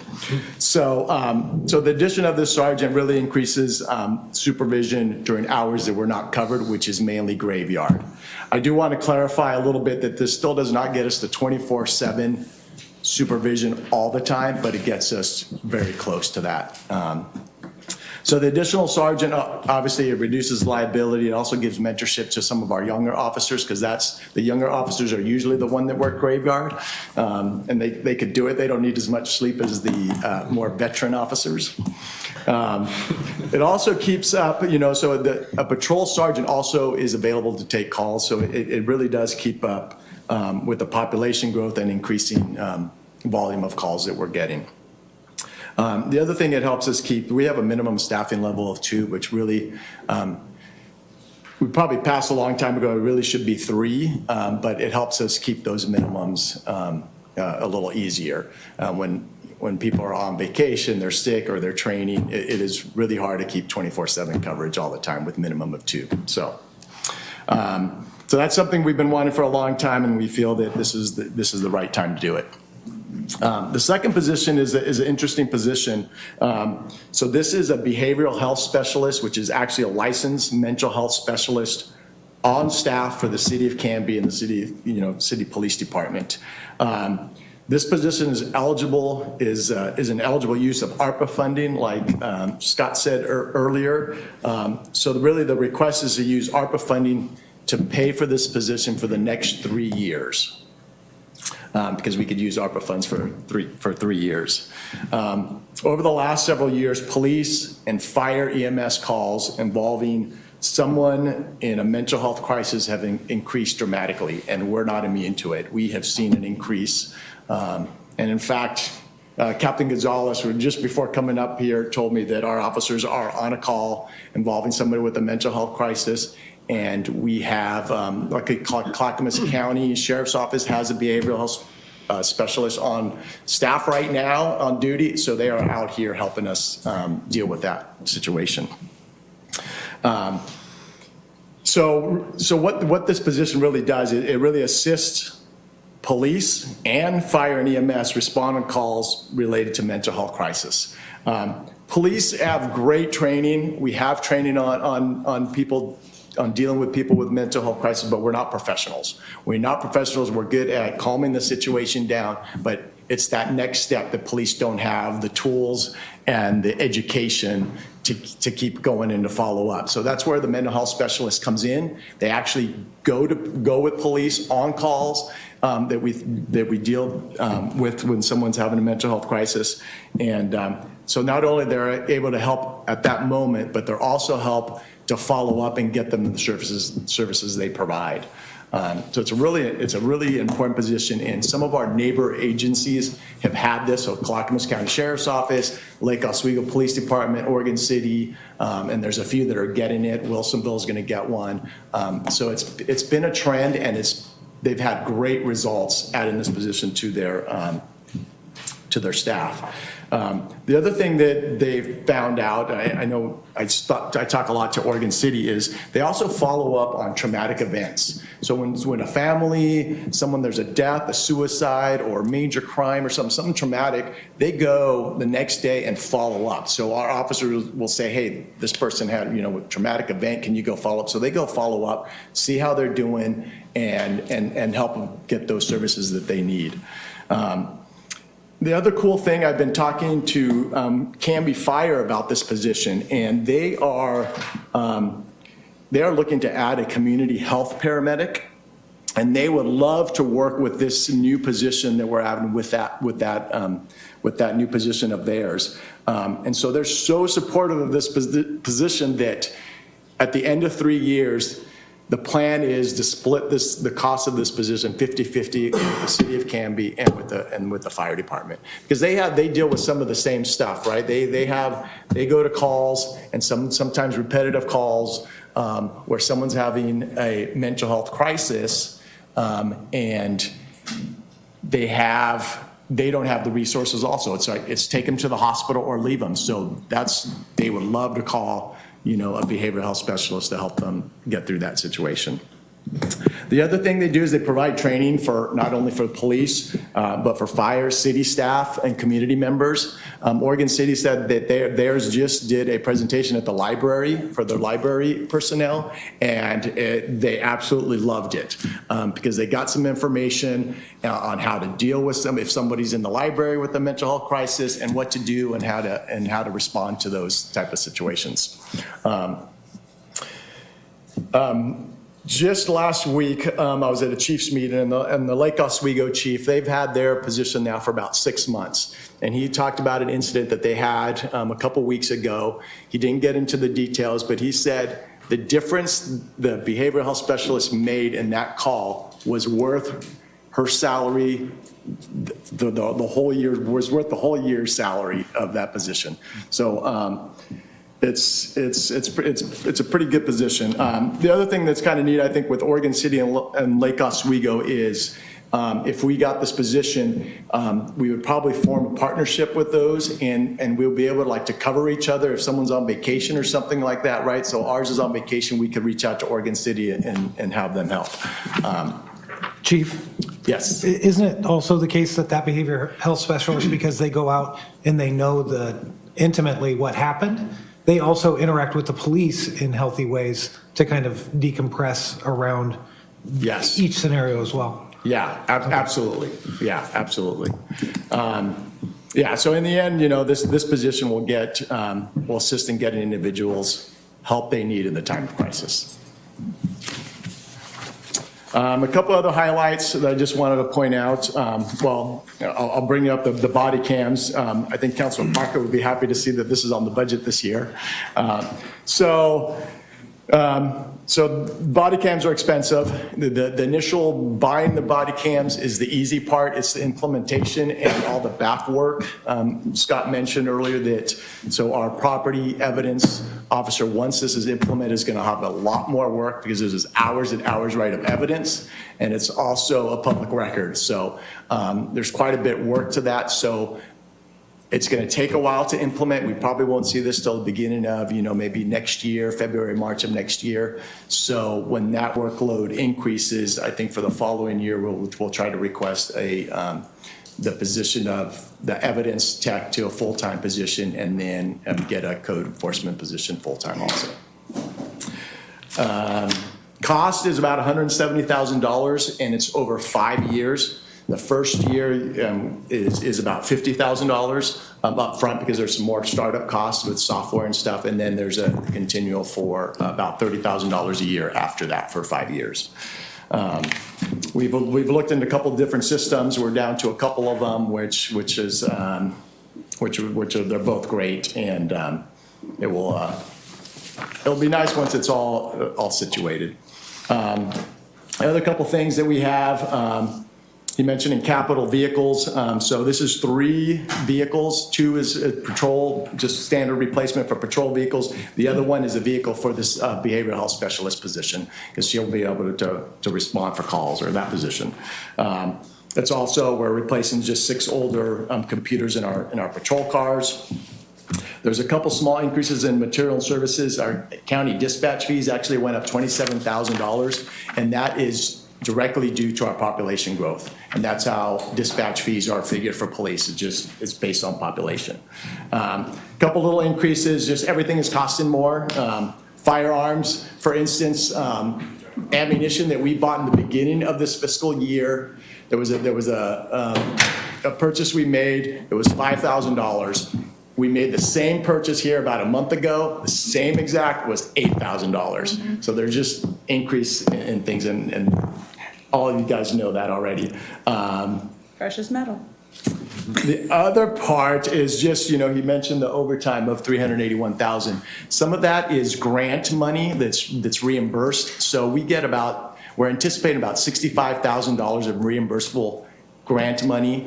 So that's when officers work traffic or some drug-related cases that we actually get reimbursed for any overtime in those positions. I think that's about the highlights, and I have our captains here to answer any questions you may have. Okay, excellent. Thank you very much.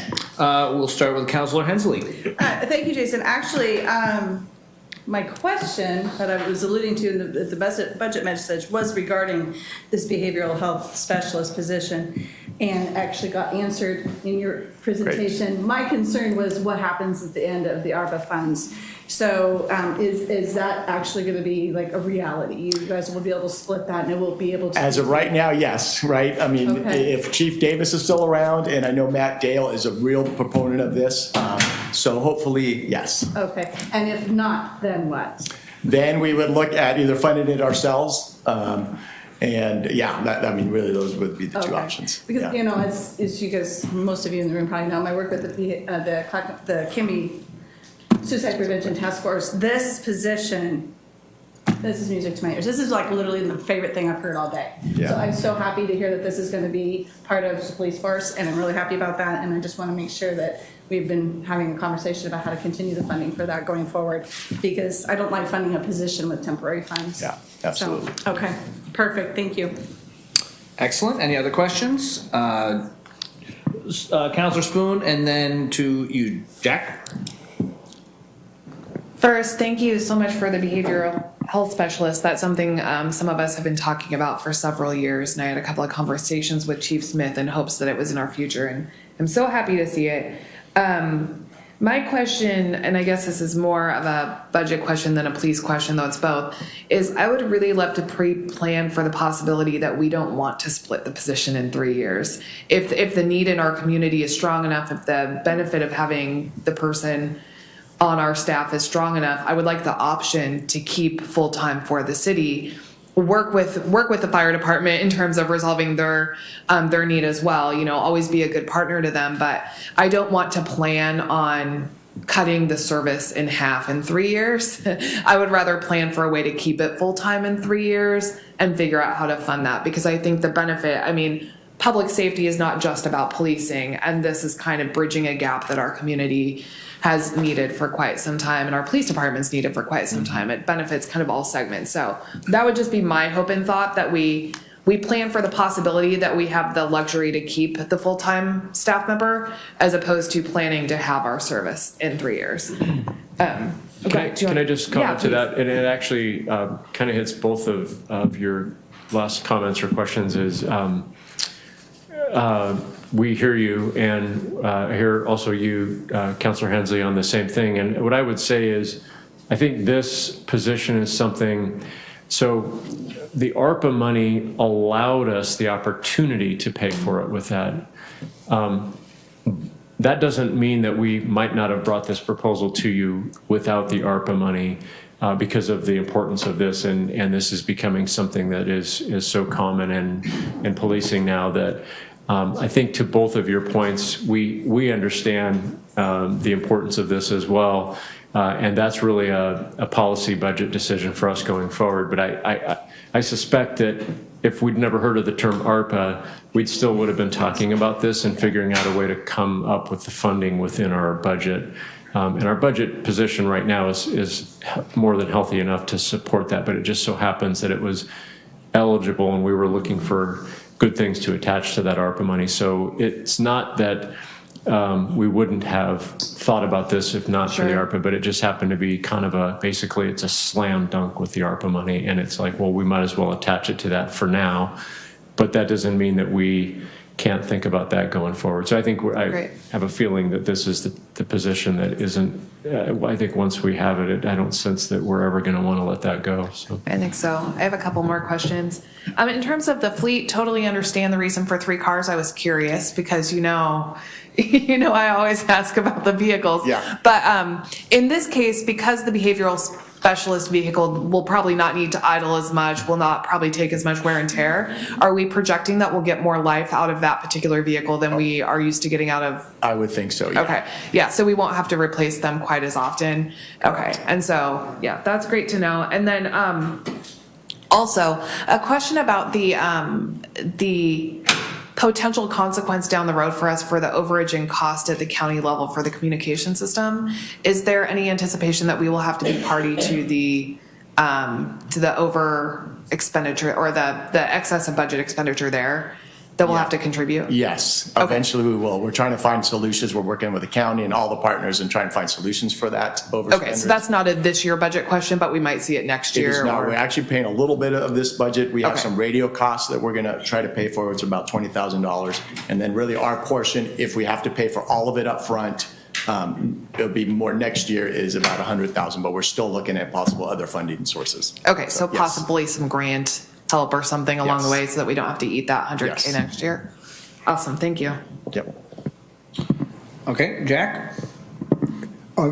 Yeah, looking at the overtime. Yes. Is this typical for police work to have Yes. this kind of overtime? Yeah, unfortunately, I mean, there's overtime in police work, right? So not only, so this includes court overtime, so when officers have to go to court off duty, right? So the ones that are working graveyard, they're courts during the day, so they get, overtime for court time. Holidays is included in that for overtime. And then, like I said, $65,000 of that overtime is grant, so that's reimbursed back to the city. And then just in nature, so when officers get like late calls, they have to stay, they can't just leave, right? And then they also have obligations for report writing. So a lot of these reports, if they make any arrests, reports have to be either to the DA's office at a certain time in the morning, so they cannot leave until that is done. So sometimes that costs overtime. Okay, I was concerned more about burning out the officers than I was about the money at this point. So, so that's what I want to say. That's something we should, of course, I'm sure you do keep in mind. Yes, yeah, absolutely. Are there any, Counselor Banks? Thank you. I noticed that we're taking it in the miscellaneous revenue. What is miscellaneous revenue? And I noticed that we budgeted about 90,000 last year and 2,000 this year. I'm just curious what that is. He may be able to explain more, but I think the miscellaneous revenue might be some revenue from insurance from car crashes. Right. The reimbursement. Yeah, So, George asked me about that, and so I did some research, and I found that $89,600 number, there was like a few car crashes, and the previous finance team knew that there was going to be insurance reimbursement coming the following year, and so they just put the insurance reimbursement into that miscellaneous revenue. Normally, you wouldn't have miscellaneous revenue in there. If you knew you were getting money, you're not, you got to account for it, but miscellaneous is like unexpected, right? Yeah. Fewer So crashes this year? I hope so, I especially with didn't anticipate any. cars are very hard to get right now. Oh, yeah? I would note, though, if we're getting revenue from it, we weren't at fault. You're right. Thanks, Joe, for pointing that out. Well done. Okay, are there any other questions? I would just like to say I am very excited to see the behavior health specialist and the body cams coming in. I don't know where Canby is in line with other municipalities of its size bringing these on, but I think this is a huge step in the right direction with the social issues that are hitting the country at this point in time.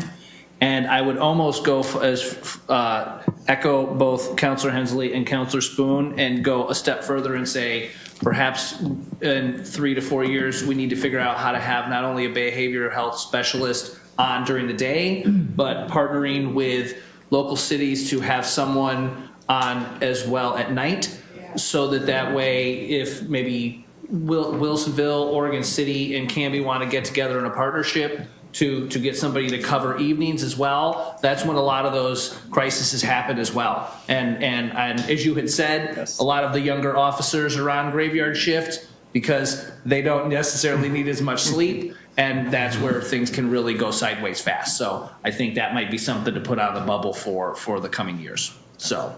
Incidentally, was that a day shift position or a swing shift? The behavioral health specialists, normally it's a day shift, but they do move around a little bit depending on, the need, so, The big yeah. swing could capture little, okay, yeah. okay.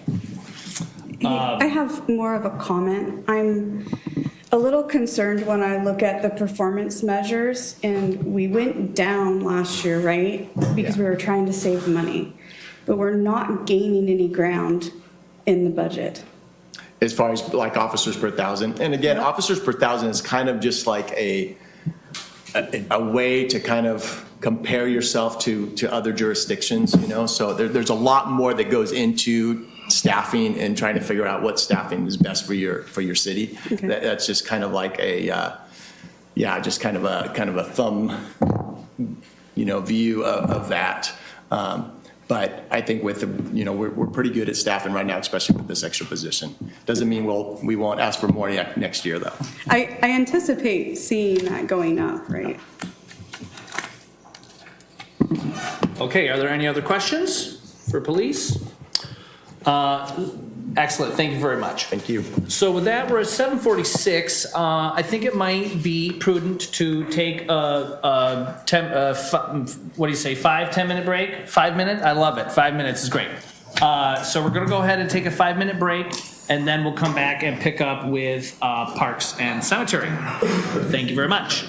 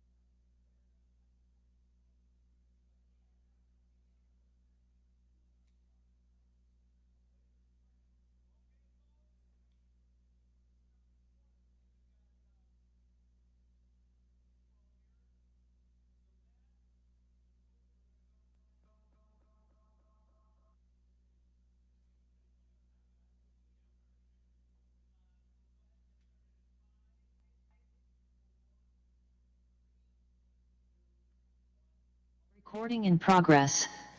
Oh, I need to turn that on. Welcome back, everybody, to our second installment of tonight's Budget Committee meeting.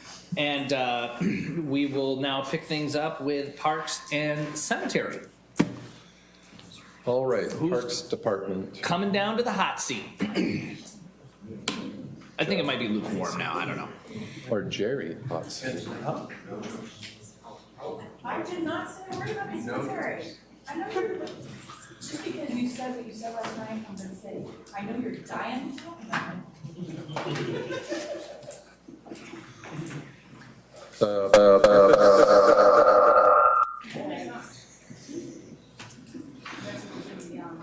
The purpose of the Park Department is to provide safe, clean, well-maintained recreational facilities. 22 highlights where they upgraded playgrounds, restrooms, basketball courts at South Locust Street Park. The splash pad was opened and dedicated at Maple Street Park, and construction on the pickleball court at Maple Park is nearly done.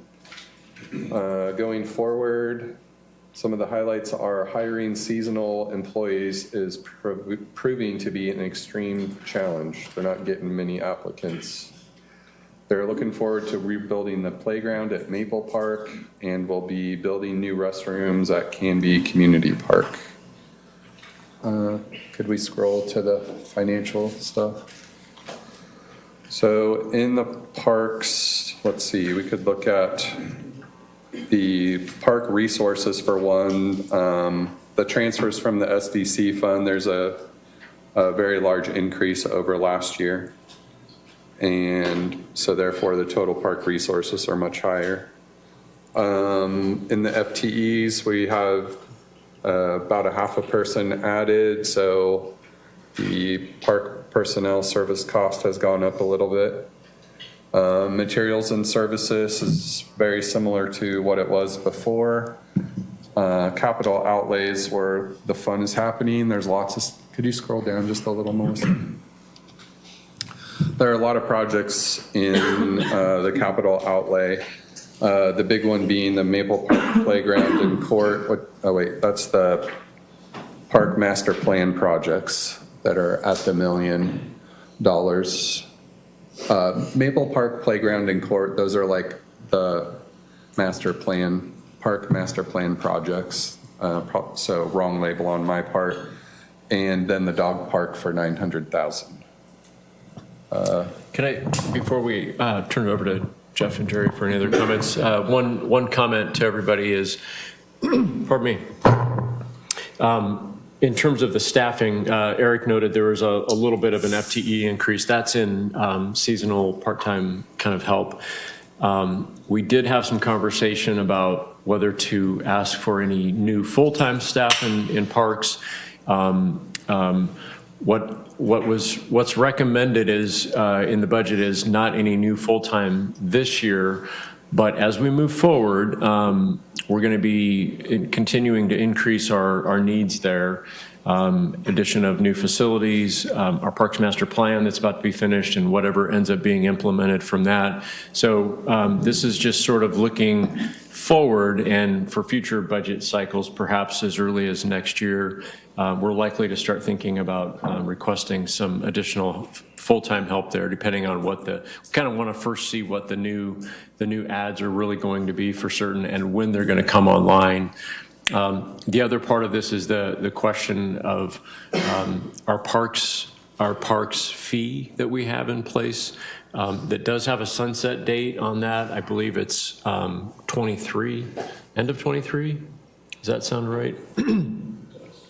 So we're going to, that's a major funding source that helps our parks maintenance efforts, and there will be some discussion with the council at the policy level as to whether we're going to let that sunset or continue it, and what that might look like, and that's going to also affect what we can do as far as staffing. So I just wanted to let everybody know that while we're not adding any new full-time staff this year, we're certainly thinking about when that timing of that is going to need to happen in terms of our, I think, our ambitious look ahead in our park system.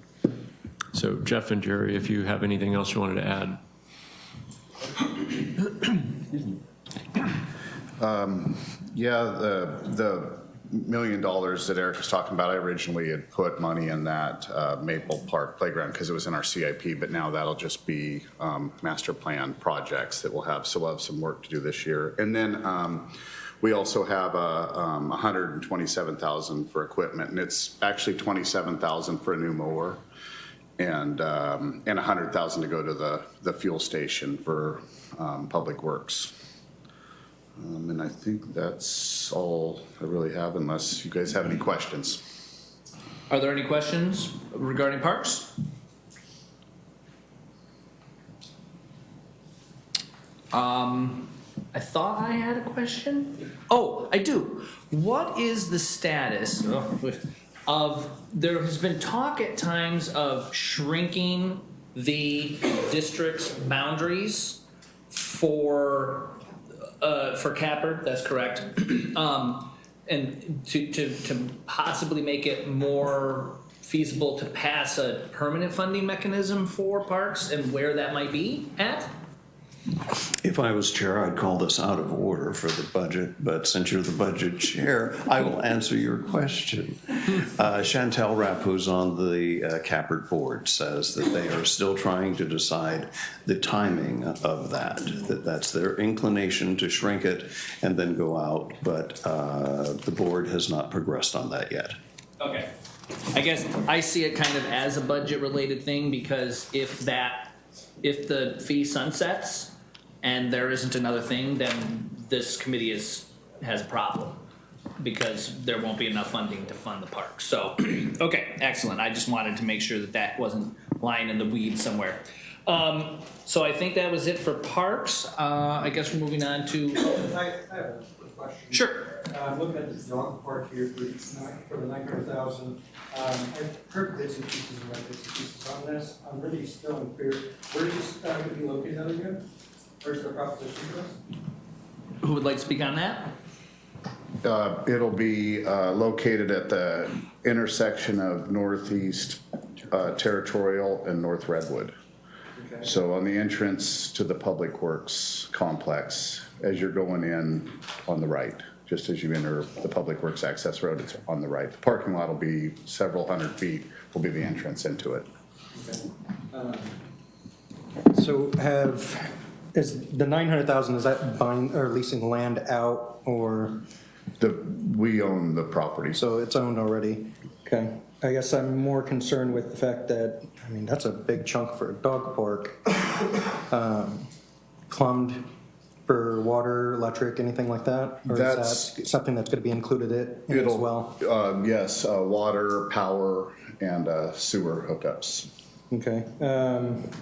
Was that our first choice in land? That has been the choice. That they've been working on that location, trying to put a dog park there since 2013. Since 2013, okay. All right, thank you. You're welcome. Okay, any other questions regarding parks? Counselor Spoon? Just some clarification on that. That $900,000 includes some improvements that are, like, for example, the sewer line that we have to put in anyway because of development along that road. Like, not all $900,000 are explicitly for the dog park. There's other development components that go into that, correct? I think there's some confusion around the cost. So it's not $900,000 for the dog park, it's $900,000 for the totality of work, some of which includes doing work to accommodate developments that are happening along Territorial. Is that right? That's correct.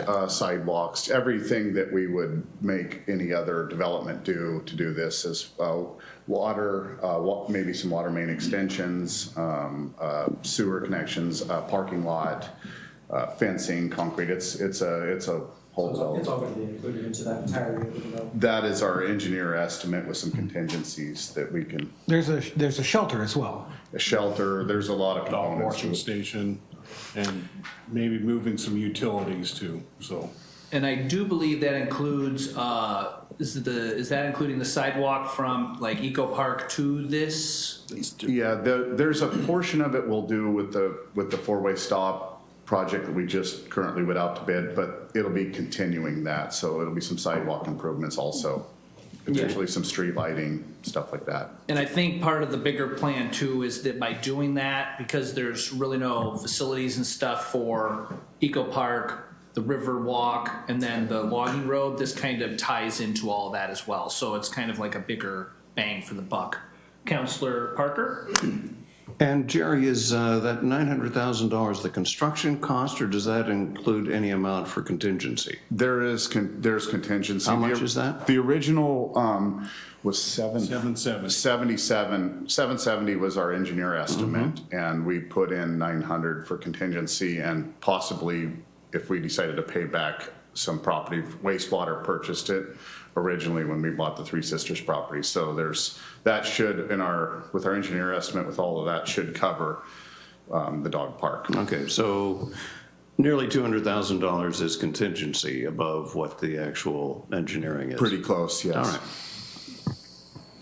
Okay, any other questions? Counselor Banks? Yeah, I have a question, and I don't know to whom directed. But the $1 million we have set aside for Maple Park, no. That's master. See, the Parks Master Plan thing, is that sufficient for us to, like, I anticipate this dream list coming out of the Parks Master Plan. Is that enough?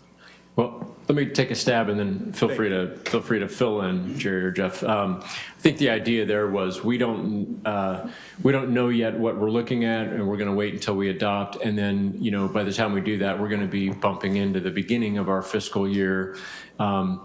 Whatever the visions are and whatever the order that we implement our dreams list. Everything takes time, so we don't just immediately turn around and start building things. It's it's determining let's do this park, or let's maybe buy this property. That process is going to take time, the land use and the engineering and all that kind of stuff. So by the time we actually start building, it's we're thinking that $1 million as a placeholder just to start with, and then we'll kind of go from there, looking out over the next several years in our Parks Master Plan implementation. So it's an idea that we think, just for the first year, but we can always make adjustments if we need. Thanks. Any other questions? Okay, thank you very much. We'll move on to economic development. We have to hit cemetery. Oh my gosh, you put them together again. Oh, so tricky. It's another one of those combo I deals. rescind my moving things forward. Okay, the cemetery department is responsible for maintenance, plot sales, and record keeping for the Zion Memorial Cemetery. 22 highlights. The February 13th ice storm caused about 640 hours worth of labor damage. Going forward, the cemetery is in need of seasonal help, which we talked about. The challenge of getting people. Painting and repairs to the office as needed. And the towable burial tent was purchased and is being used. So, can we scroll to thank you. So, more FTE with the cemetery personnel. That's just probably the seasonal worker anticipation. So, personnel services cost is pretty similar to what it was this year. Materials and services is very similar to what it was this year. So, cemetery is pretty much a status quo as is, if anyone has a question. And I'll just add something. There was discussion last year with the budget committee about evaluating the support that goes to the cemetery operations. Is that something that the city budget should be fully supplementing? We do have some revenue that comes in from the sales and the burials and so forth, but there's kind of a philosophical question. I know that at least my first year, last year was my first budget, and maybe it had been talked about even before that we do some type of an analysis that evaluates what the financial plan is for continuing the operation of the cemetery. But I just wanted to kind of head off that potential question, or at least follow up and let you know we've thought about it, but given, some of the discussion earlier about our turnover in finance and some of our ability to do some of the financial planning that we would love to have done coming into this budget cycle, that one just didn't fit on our work plan, and we have that still on our to-do list, and when we're able to, we'll begin to work forward on that. I know that's something that's been of interest. Okay, we'll start with Councilor Parker. Yeah, the city manager, city budget officer was gracious enough to let me know about this because I been the one over the last couple of years who has talked about full cost recovery on all of our programs, and yet because we have quite a gap between what we're charging and what it actually costs us to do, I figured it was going to take some time to come up with a formula, maybe even phase it in over multiple years. So I'd rather take the pressure off of finance and say, don't worry about it this year. Let's try and pick it up next year. Okay. Councilor Hensley? Thank you. My question, I think, is kind of related. Perpetual fund is actually, I think, where this might go. But I noticed that grave sales last year, proposed budget 22,000. This year, proposed budget 22,000. Projected, we've already sold roughly $13,000. How many spots are left? I mean, we only have so much dirt. So when does the grave sales revenue go away? I could maybe take a crack at this one. So people who have bought plots out there can sell them back. So sometimes family members don't want them anymore, and they sell them back at the price that they paid for them. So you might have somebody who bought them for $500 a way ago, and then when they become available, now they're at today's prices. So there are actually sometimes accruals that way, but there are still, I believe, some spots in Zion. Yeah, I would guess, what is inventory, if you will? Councilor Hensley, if you drive in there and look, we could get you an inventory on that, but all that timber area and then all the grass field where we currently stored all the brush from the ice storm, we have acres left. There's a lot of room left. We did a survey here, I think it was last summer, and I think we had roughly 400 spots left out there in the developed area. And then we can develop, I think it was like 4 more sections before we even had to start cutting timber down. So there's a lot of expansion. Okay. Yep.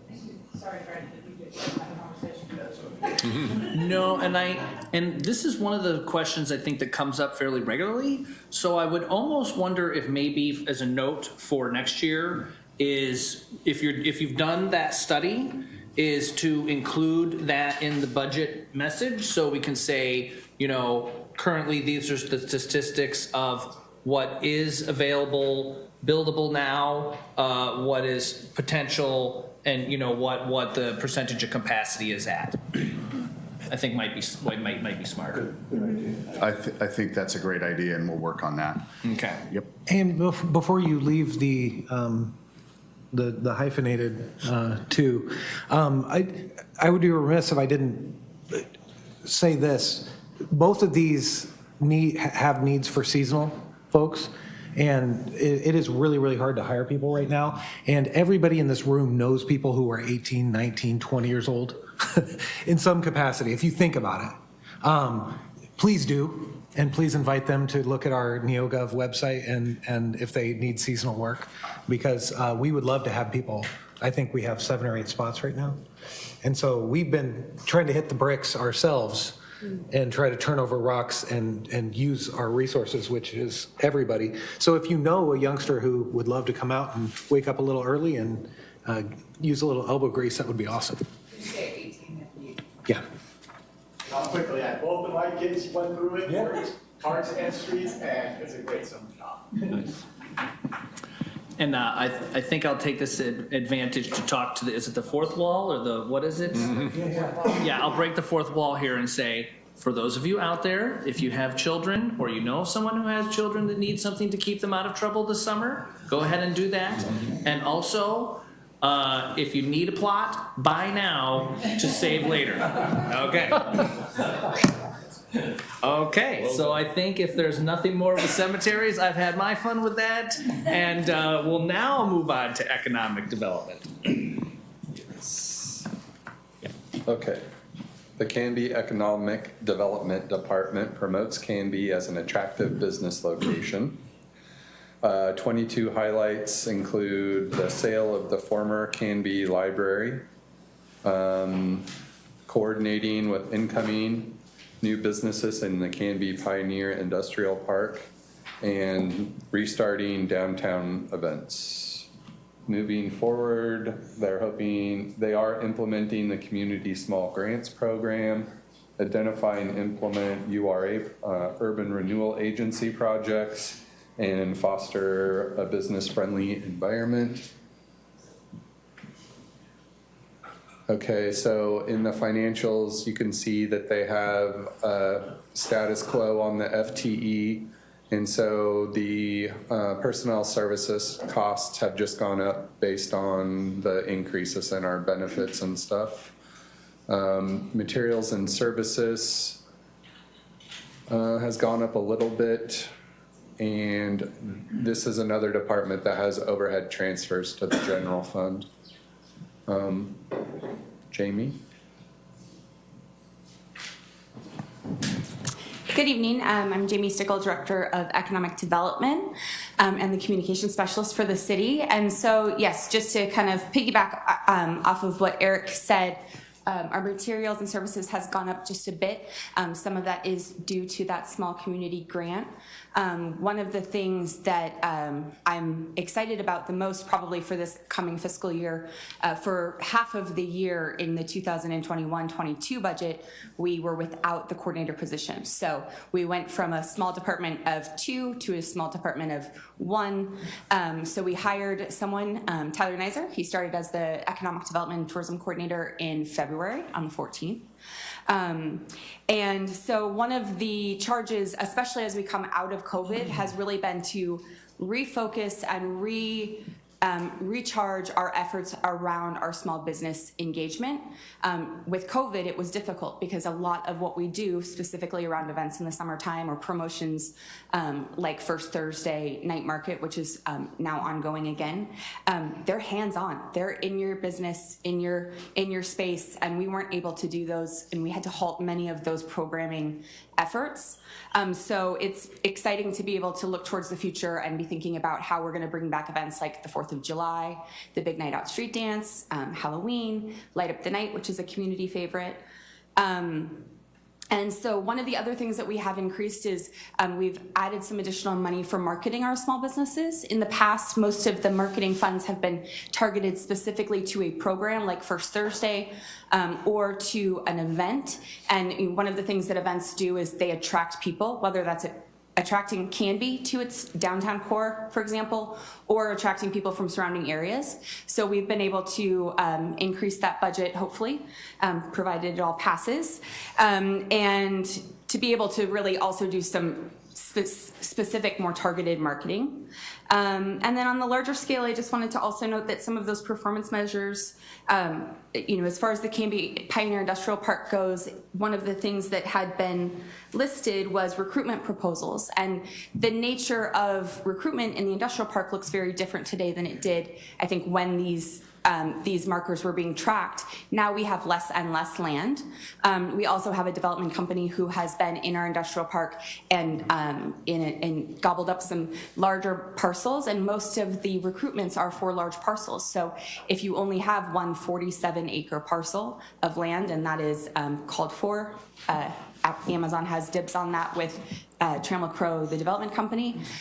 It really limits our abilities. So as far as staff, we really support the development efforts, whether that's connecting with various departments. Even though this is not a large business, I ran into a small business recently who just needed help making sure that their sign permit was going through the process. And it was on Canby side, it was not on Clackamas County side. So showing giving some insight to what the process is. So some of those efforts have changed, which is why also the outreach and assistance to our local businesses and manufacturers has increased on those performance measures, because we're focused more on retention, expansion. We've seen expansion in our industrial park just in the last couple of months, and I think we will continue to see that. Obviously we're going to cover urban renewal next week, but several of those projects are underway that do, some of that happens peripherally to what we do. Some of it happens directly. Highway 99 beautification is something that I know many of us have wanted to see happen. I still want to see it happen. I want to see it happen even after we put our money in and do projects. So I'm excited to see some of those projects in the hopper. And we'll talk more about those next week. But then finally, I just was going to say that with the increase in effort around communications, as far as economic development goes, that's key to how we do business, is talking to people and engaging people. Oftentimes we're the connector to help connect the dots. But then also due to Scott Archer's leadership and a focus from our mayor and council to really say that we need to have better communications, whether that's internally as staff or externally with the community. I've been able to do some work on that, and I'm excited to continue those efforts and really engage. And I see communications as an arm of customer service. My goal is always customer service, whether that's throwing an event or helping someone start a business. So I'm excited to continue those communications efforts, and I'm happy to answer any questions. Thank you very much. Are there any questions regarding this section? Councillor Hensley? Thank you. The addition of the community small grants, can you speak to that? We did get some communications from community members. I just kind of wanted an explanation of the new addition of $50,000. Yeah, so that was an effort that was, I think it was reinvigorated by Carol Palmer and Councillor Parker as well, in an effort to be able to fund some of the smaller efforts that might not be able to apply for bigger grants. Canby used to have a community small grant program, so it funded things like the adult center could do a project, or a boys and girls, I'm going to say boys and girls club, but the Boy Scouts rather, those kinds of projects.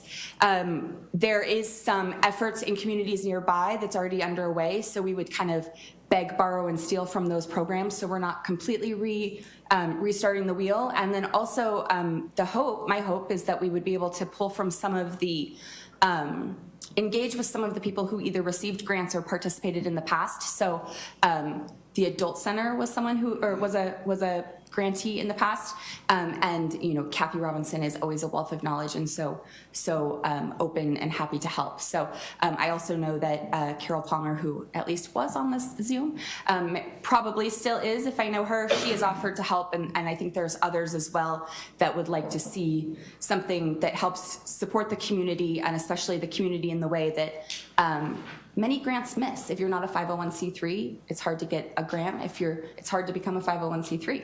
Sometimes for a business, it's hard to receive a grant. So I think that's the hope. But we will be doing outreach and looking for community input on that as well. And being said, we're talking about it tonight. This is not an urban renewal thing. Then this is in the general budget. Correct. Right. Okay. Yeah, and the reason for that, that's a really good point, is not in urban renewal, because that would then limit where they could take place. And Jamie did a great job of describing that. The impetus for this was, I know at least since I've been here in my year and a half, and last year's budget committee, this came up and was asked about, and I think kind of came out of that. And then there's been some continued effort to look at something like that. The key here is, that we would be creating a new program, so we're going to have to kind of figure out what that looks like. There'll be some discussion, but the key is that there has to be some kind of community benefit to whatever the money is spent on. So it's not just somebody's private benefit or something like that. It'll be a community benefit. I was going to ask about criteria, but it's not really for this venue, so I'll ask that later. I think you're going to get to have some say on that in your other with our other hat on. Yeah. Okay. Excellent. Eric? Yeah, I just want to add to what Jamie is, and the grant that we're talking about here is, I think, as a downtown business owner, as well as a member of the Canby Arts Association, and a nonprofit 501c3, I can attest to how hard it is to get funding. Right now, a lot of the grant funding is centered around COVID relief. And if you weren't in existence in 2019 or 2020, 2021, we opened in June of 2021. So we felt the effects of the second and third waves and continue to from COVID, but there's no relief or assistance for us.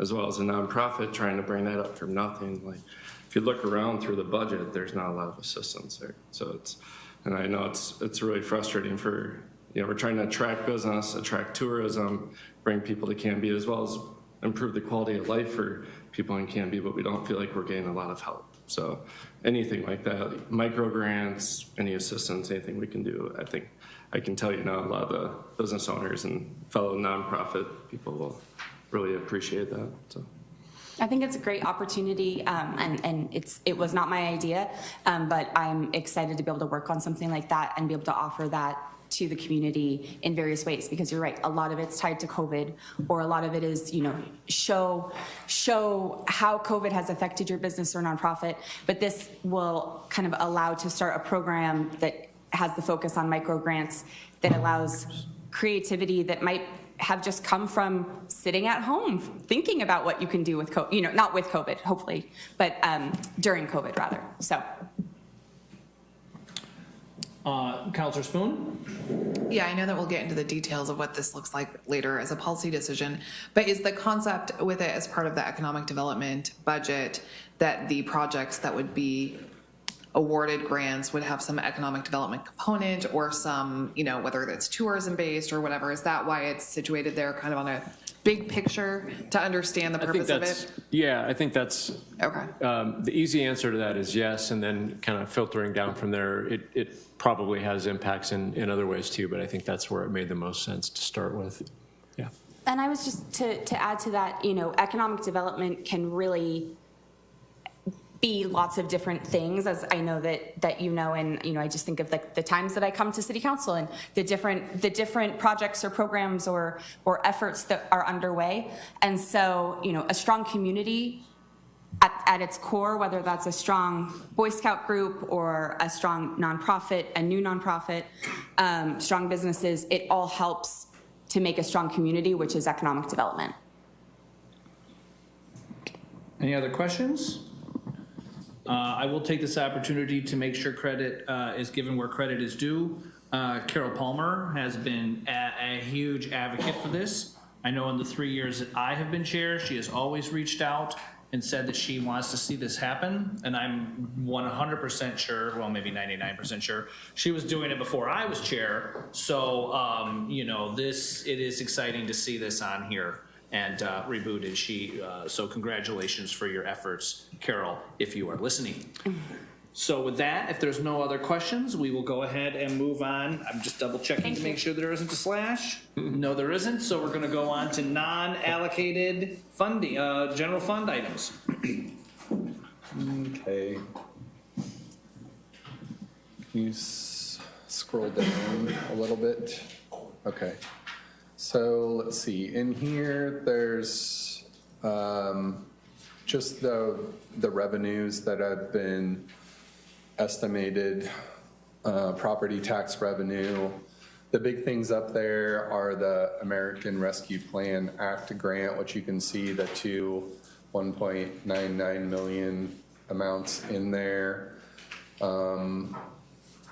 So could you, so the transfers, all those transfers and other sources, the overheads, those are all of the overhead transfers that cover the general fund departments. Can you scroll down to the, let's see. I think maybe one more down. Nope. Okay, well, the thing I wanted to talk about in the non-allocated was in the last year, the ARPA funds were restricted that were coming in. They had four very specific uses that you could use them for, but in April of this year, the federal government essentially removed all of those restrictions. So last year, the ARPA money was sitting down here in these restricted funds, but now it's up in just the general revenue fund. So that's something to note. That's all I have for the non-allocated, if anyone has questions. Any questions regarding this section? Yes. Jack? Okay, regarding the, excuse me, regarding the ARPA funds and the answers to some questions that I asked, we had 1.9, almost 2 million in 2021, 2022. We have the same amount in 22, 23, and said there was 4.9 million total that we could use up to 12/31/26. So how much money would be in the next couple of years after this? Okay, so there's two ARPA distributions. This is one of them showing the 1.99 and the 1.99. The other one, which I think is what, close to 3 million? It's 2.96. That one's going into the street fund because those funds can only be used on a specific project. Okay, so is this ARPA, what I'm concerned about is that we got this big cash windfall. And I don't want to see us get to the point where we're assuming that this is the new normal, because sooner or later they're going to go away. Right. And that's what I want to know. That's where I'm coming from. Is when do these go away, and where does that leave us after this? So these two 1.99s, that's it. That's from it? the ARPA. And then the one that's in the street fund, that's it. It's just those three distributions and we're done. And Okay. We have, maybe you're going to say this, Joe, sorry, we have a time limit for when those can be, not allocated, but spent. yeah, they have to be obligated Yeah. within the time frame between now and 2025, and then they have to be spent by 2027. These are basically one-time infusions from a federal relief program that we received. So, yeah, it's this. So the two 1.9s, as Eric said, that's it's close to 3.9 by the time you add it up. It's just parked, and we've begun to have some discussion about uses. We've talked about some potential ways to apply it in this budget, but what we haven't fully done yet is vetted that with our city council. We've had a little bit of conversation. We kind of parked it and said we'll come back and have a bigger discussion later as to really how we want to use those. So there's still some policy decision around that, but it's a one-time infusion. Okay, so we're not assuming that that's going to be the new normal. That is correct. Okay, Yeah. that's what I was concerned about. Yeah. I didn't want to see that, and we hire a bunch of people and grow everything, and then 2 years down the road, we're looking at Right. being up against the wall. Correct. So, okay, good. Any other questions regarding that section? Okay, with that, we will move on to the library fund. Okay, the library. The Canby Public Library provides robust library services to the city of Canby. The 22 highlights were just, I think the biggest thing is how resilient the staff was in switching gears between pandemic time, library activities, and now opening up again. Let's see, Danny's not here, so I'm gonna read more of this than normal. 61,000 people have visited the library facility. 4,500 virtual and almost 1,000 physical attendees of programs. 3,400 do-it-yourself craft kits will have been given away. 32,800 ebooks have been checked out. 250 copies of the 2021 Canby Reads books will have been given away. 2023 goals are to reestablish in-person programming, refurnish meeting rooms, facility acoustic assessment and mitigation, community assessment, and implementation of material lockers. If I remember right, the material lockers are basically metal lockers that would be outside of the building that library staff could put stuff in, so people could come on their own free will, even outside hours, and pick stuff up. Let's see. Going forward, there's no staffing changes. but there is an increase in the general fund contribution. So, so I've been talking about the overhead allocations. In the library fund, one of the things that's done is that the library gets charged an overhead fee that they're supposed to pay to the general fund, and that shows up in transfers out under expenditures. But then you see that the general fund transfers the money right back in to the library. So the number is like 195,000 for, or is it 2022, right? So we charge the library gets charged overhead. They transfer the money. The general fund transfers the money back. So in essence, we're like foregoing charging them the overhead.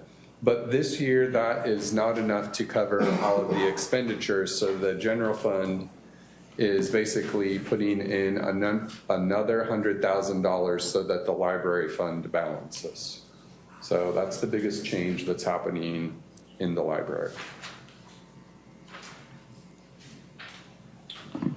Is that it? Yeah, any questions? Okay, Counselor Spoon?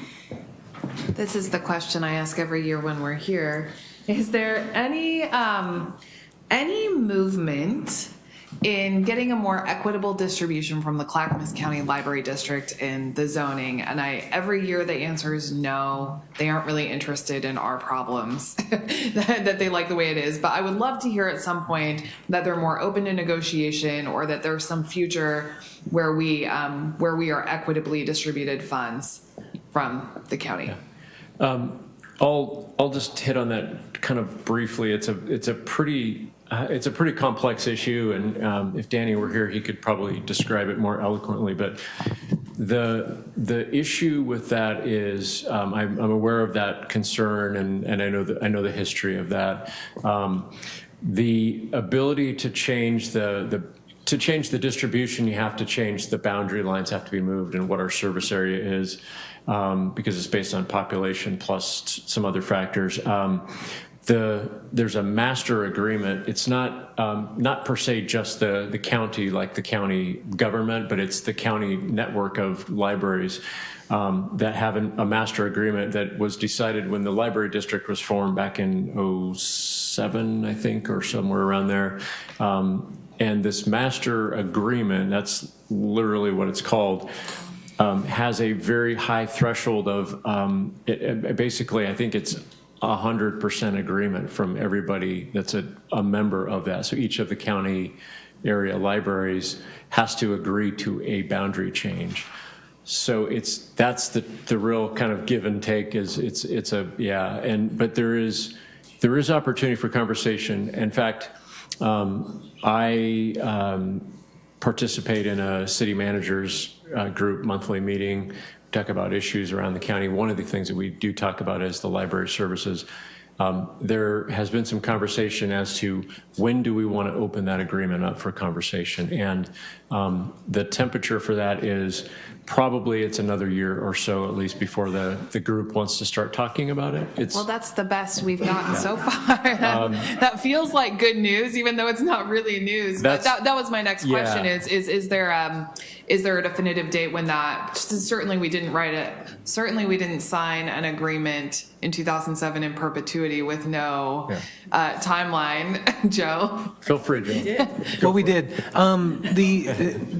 There actually isn't a mechanism to force members to actually meet. So, and because there are certain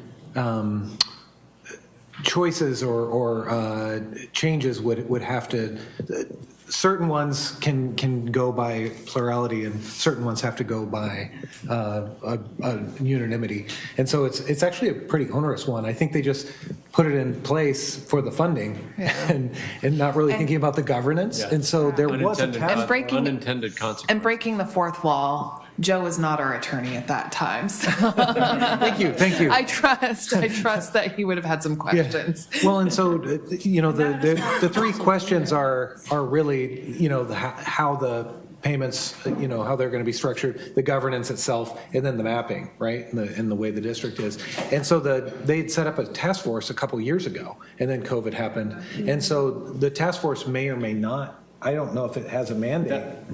It's been put on hold by the county. So sort of forcing the task force to come back together is what I was talking about, where the city managers, city administrators were kind of, when do we want to sort of force the issue of having that task force get back together? And that was the maybe in about a year or so kind of a thing. That's where I was getting. I think maybe this is a question now for non-budget time, so I'll respect that. But I would love to have more conversation about this in another forum, because I don't recall the task force actually being to our benefit, but yeah. Well, it'll be 2 years after the task force starts meeting again before we reach basically the question you're asking. Gotcha. Councilor Hensley? My thought was just, I think that given that we just had a recent census, I mean, granted, the pandemic kind of was in the middle of all that. That to me seems like a compelling reason to get them back together. And if we wait another 2 years, then you're halfway to the next census. So I would like to see something happen to light some fires. It seems like a compelling reason to get back together. Population's changed quite a bit since 2007. And equity is a big reason too. Yeah. Yeah, again, and I would just wanted to, just to put a pin on that. And great points, great questions. You're preaching to the choir, and we want to do what's best for Canby. It's a pretty restrictive agreement situation that it takes a lot of it'll take some really working through in true partnership with everybody else to try to get that thing unraveled to kind of resort it out. But it's not a matter of whether Canby just says we want to initiate this process. It takes a consensus agreement. So we'll continue to do our best to represent our interests there. Councilor Parker? It's never going to happen. In order for it to happen, Oregon City would have to, on its own, agree to a formula where they would receive less money. Well, and I will admit with a bit of shame, I was actually on city council when this whole thing came down, and I'm not,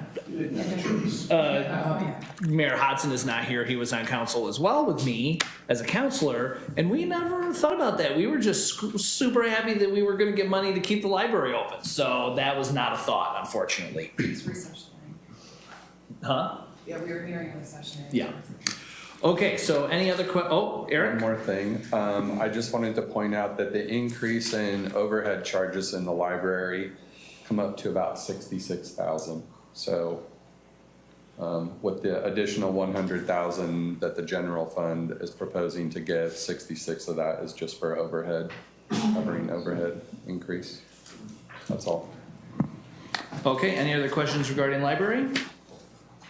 Okay, we will go ahead and move on to the transit fund. Transit.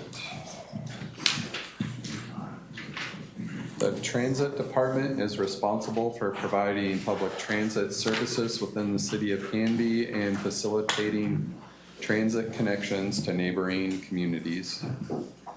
22 highlights are continued 100% service availability during COVID, hired a part-time office specialist, onboarded a new contractor, added 3 replacement vehicles, paid 85% through federal funds, 2 new buses, paid 100% through STIF funds, and 1 new dial-a-ride, paid 100% through federal funds.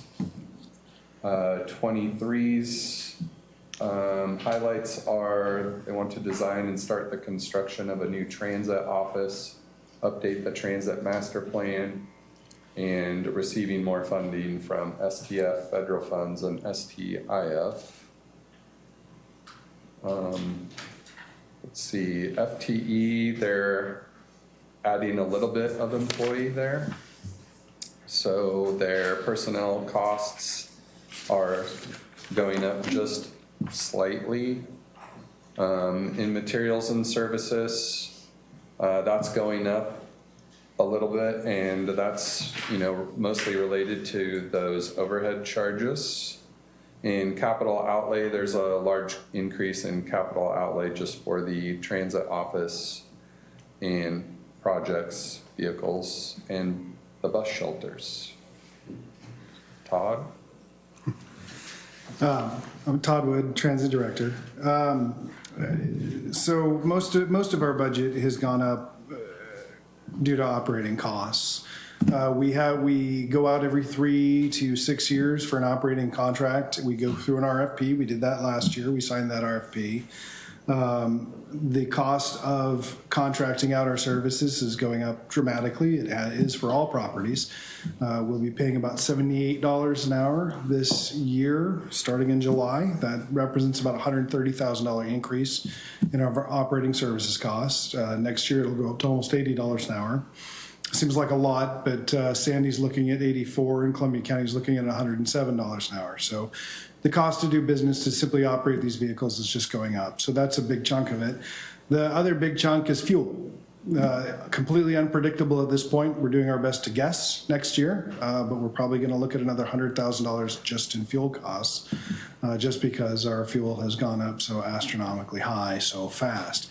Hope we're wrong. Maybe it'll come back down. That'd be great. Then we can put that money back. But right now, that's the biggest cost increase. We would like to start our transit office. We are in a rented facility. The landlord would like us to leave. So we're hoping to get started so that we can get out of there. He's got people who want our space, and so we're taking up space that he'd like to put out there on the market. And then we've got, we need to update the transit master plan. I'm hoping to get a grant for that. I'm going to be looking for a grant for that. Usually around $100,000 to update that. That's what the professional services budget is. If I can't get a grant, I still need to get it done. It's about 7 years over now, or it's about 7 years old. They need to be updated about every 7 to 10 years. So that's the big cost there. I do have one vehicle coming here in August. It's going to be a transit van, and we're going to give it a go to see how it works in comparison to our standard dial-a-ride vehicles. It is a Ford Transit, basically. A little bit longer, a little bit taller, better in fuel efficiency. The federal government is paying for it, so we're going to see how it works.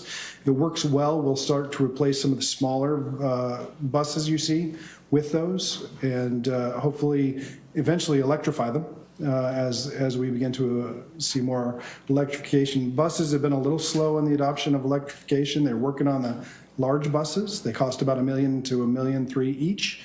And they haven't quite gotten down to the smaller vehicles yet, so we're hoping to see those start to happen. Bus shelters are coming. Hopefully I will be in front of the council here in June to ask to order those, and hopefully next year we can get those installed. It's completely tied to the 99E project, so that money may roll over yet again if that project gets delayed for any reason. I'll just add one quick thing to make sure everybody's aware, and since we have some new budget committee members too, our transit funding is not the transit operations of the city are not supported by the general fund. We have a transit payroll tax that is charged to employers for payroll. And Todd, you can steer me back on track if I'm saying this the wrong way, but if we didn't operate our own system, TriMet, we're in that TriMet region that they would do this anyway. So by having our own transit system, we then get to charge, we charge and collect that payroll tax that TriMet would anyway, but then we get to have local control and operate our own system how we see fit. And then lots of grants on the revenue side here as well. So you see that payroll tax is the biggest revenue piece, and then lots of these grants that we get from the state and federal transit money that comes our way, but none from the general fund.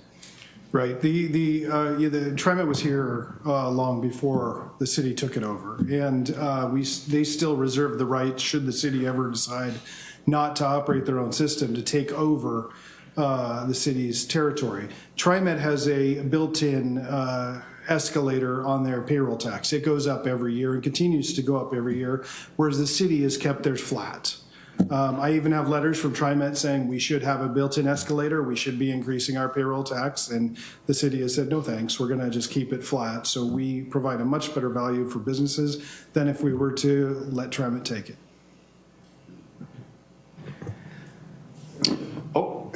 I want to add one comment too. I can remember back when we had TriMet here, the service is orders of magnitude better with our own local service.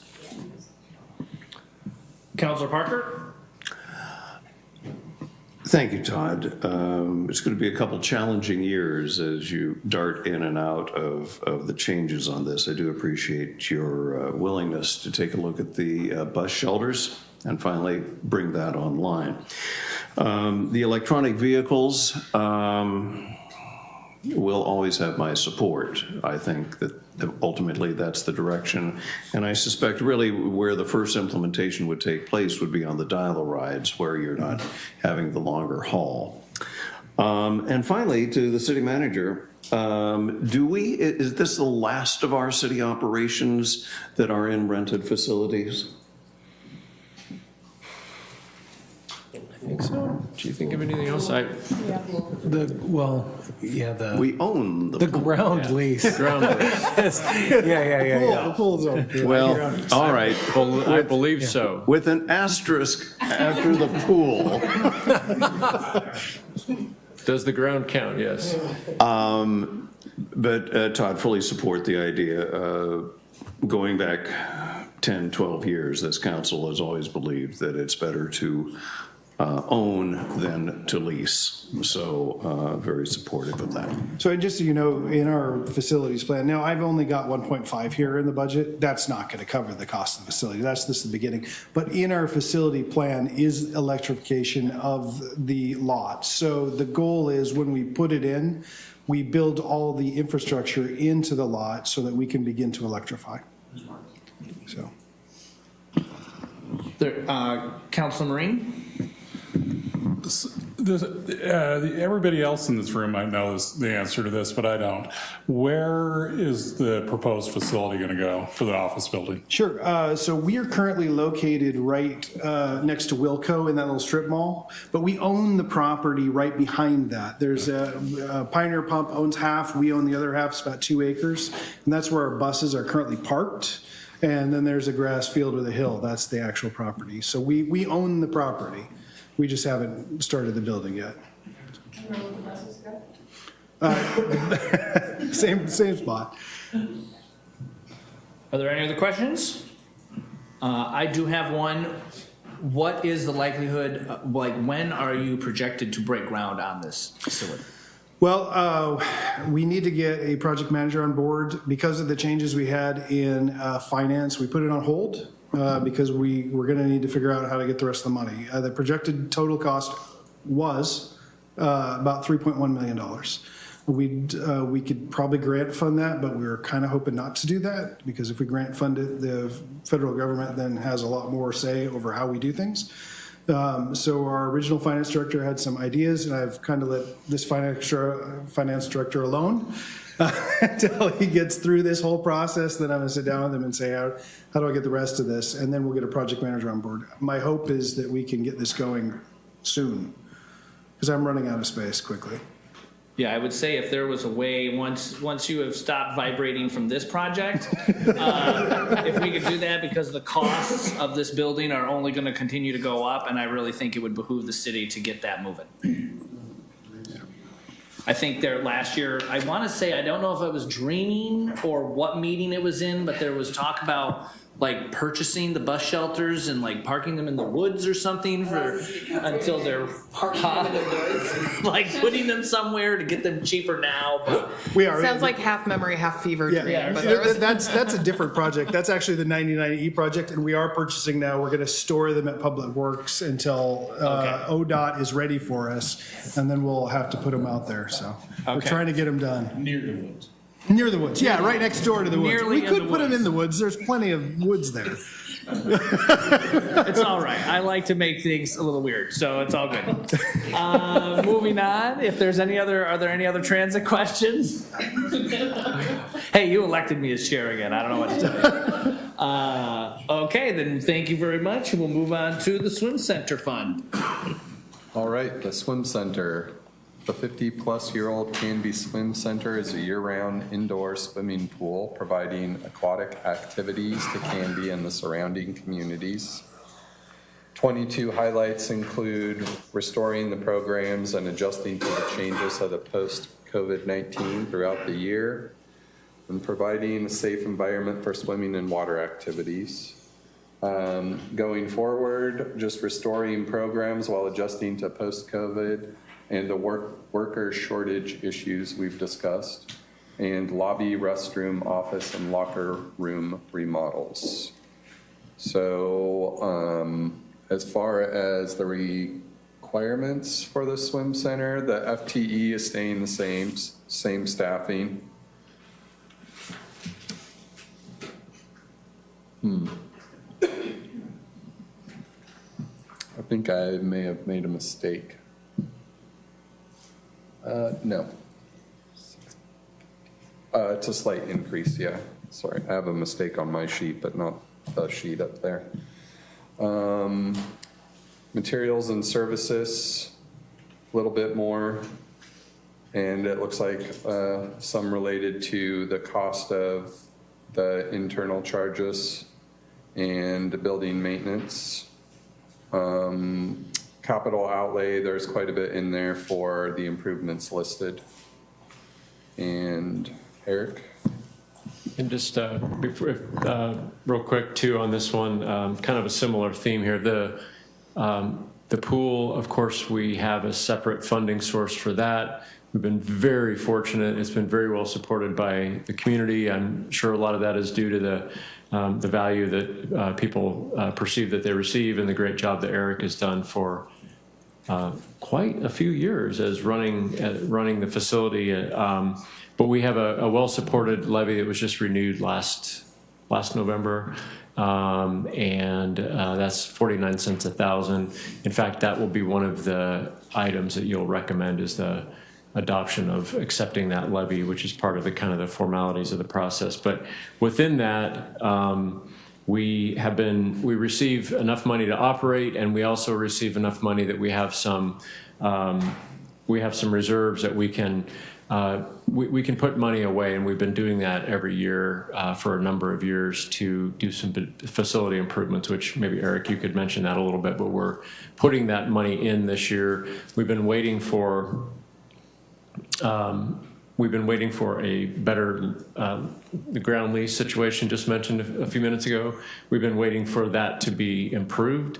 Our relationship with the school district is great. And I think we're pretty close to something that will be much more favorable to having a comfort level to invest some of this money into that facility. So I don't know if you want to say anything else about that, Eric. So basically our two goals for the next year are try to restore the programs as much as possible. We've done that a lot this year, actually. On July 1st, we started basically a basic restored program, not 100%, but pretty close, and then have been going forward with that. And as we improve our employment situation, we will add more. And then the other goal is to work on the project to make sure we improve the facility itself.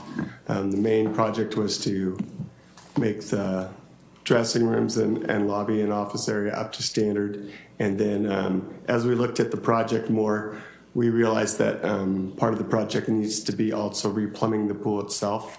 So that way it lasts as long as the lobby does. So otherwise you don't have any water, but then you have a really nice lobby. So it doesn't really work. So those are the two main goals for the next year or so. You also have the temporary employee issues that some of our other departments have, correct? Yes, it's been interesting the last couple of years. Obviously, during 2020 2021, we were open and closed and then open and closed. And we were open as much as the COVID would let us do. So like sometimes we were open for 6 people at a time, but basically for all day. And then other times we were open for 12 people or 24 people at a time, depending on, and then we'd have to go back to 6. So because of that, our staffing basically was our full-time employees and like 3 or 4 other people, and everybody else kind of disappeared because they never knew when they were going to be able to work or not. So we've had to basically start from ground zero and build back the staff, and we're doing better, but it's still going to take a little while. How old do you have to be to work at the pool? 15. Okay, see, that's even better. So the same PSA that was given before for our parks and all that seasonal work is anybody that wants to learn how to be a lifeguard or work at the pool, we'd love to have you. And preferably that know how to swim. Good idea. And like it.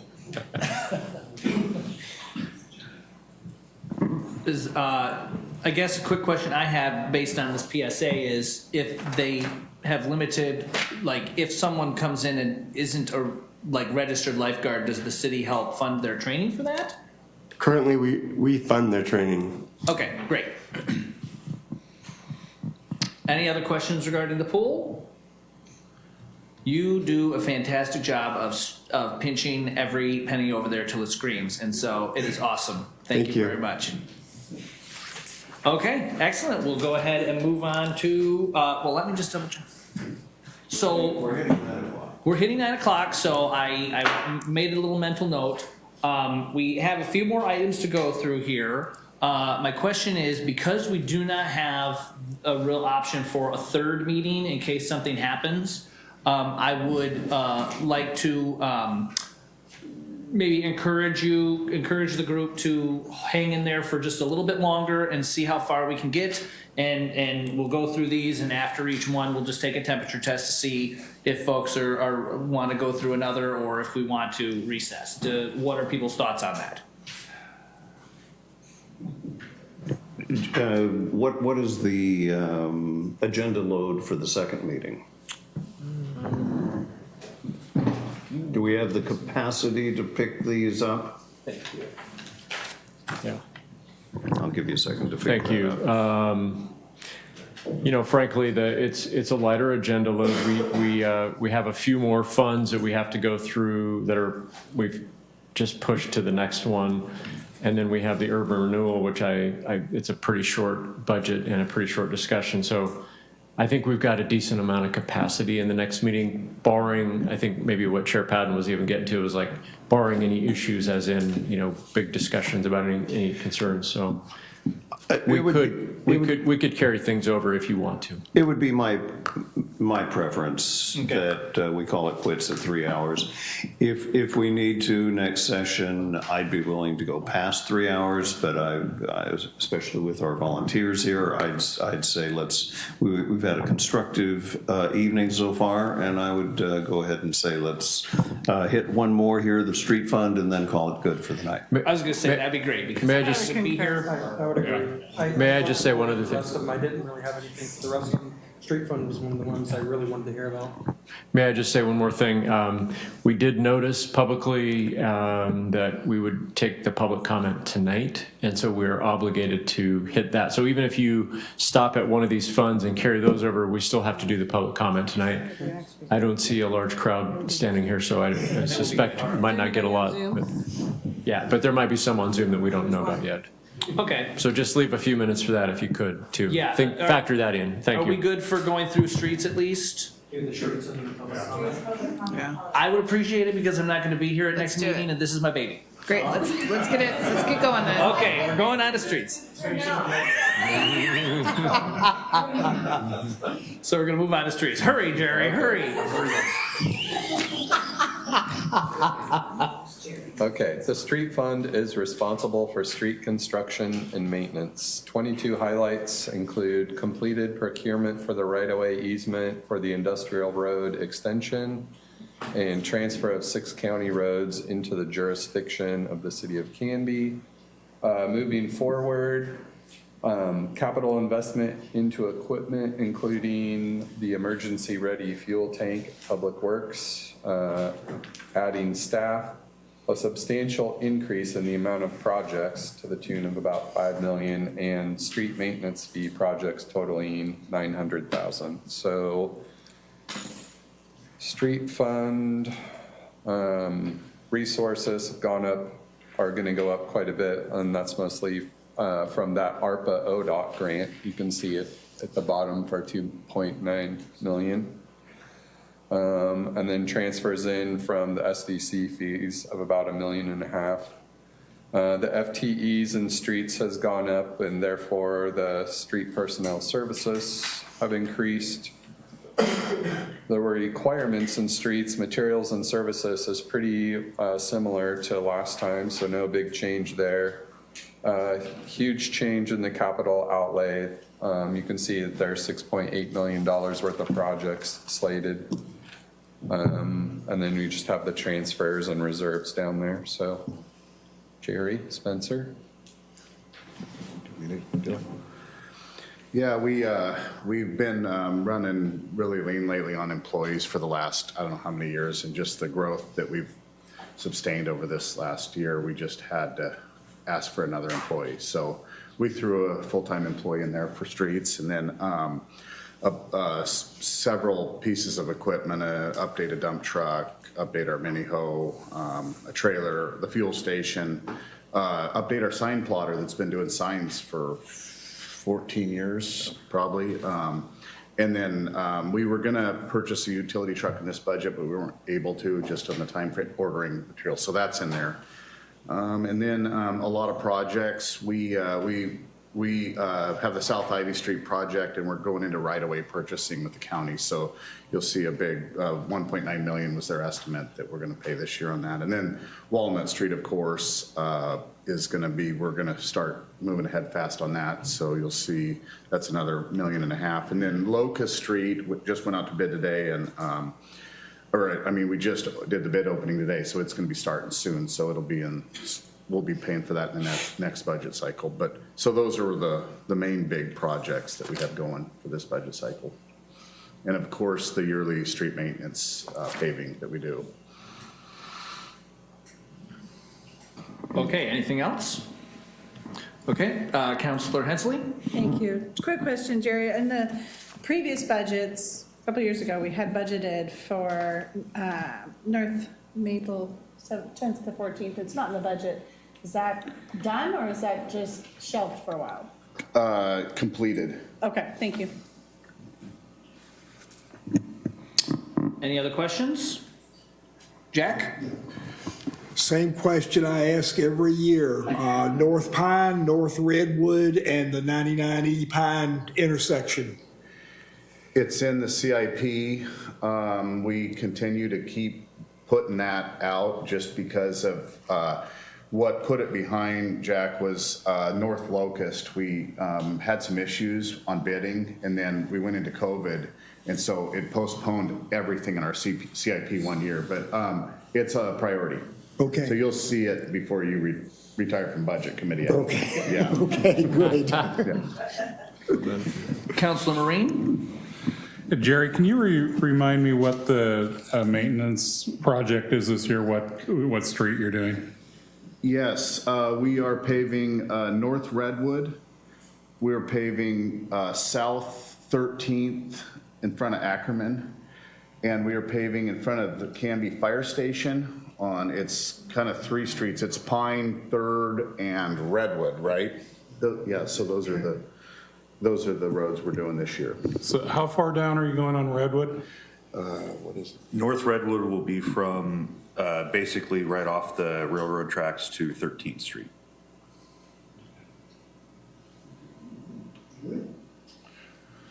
Excellent. Are there any other questions in streets? I just want to say that this is, I think every year I beat the drum about getting the street maintenance fee tied to inflation indicator, and I think that it's in sight. And so I am super excited about that. And thank you for I do just have one quick question. Originally in the street maintenance fee thing, there was signs that would be put up to make sure that people know that that's what that funding is going for. Is that still a thing? We went away just because they would get run over and all that, and people quit requesting them. But we, when we're getting a new sign plotter, maybe we'll try it out and make some new fancy signs for that, just to advertise it a little bit. If it can plot some spikes into them, so when people run them over, there you go. They know better next time. Okay, excellent. So I think with that, thank you very much. So we're going to go ahead and put a pin in our regular work there, and we will go into committee discussion. Is there any committee discussion on things that we have covered at this point in time? Seeing none, we will go ahead and move into public comments. Fiscal year 2022-2023, City of Canby proposed budget. Any person may provide comment. Written comments must be received by 4:30 p.m. on May 19th. If you wish to speak, please let the city recorder know. Or if you're here in the council chamber, you would need to fill out a card. I don't have any cards, but do we have somebody online? We do. We have Carol Palmer. We are having some audio trouble, so I'm hoping that we're able to pull her in. Oh, no. Yes. She's been so patient. Carol, hang in there. Yeah, again, while we're working on that, acknowledge, like was said earlier, there's some written testimony was provided. You were all given that, I believe, and that's entered in the record and recognized.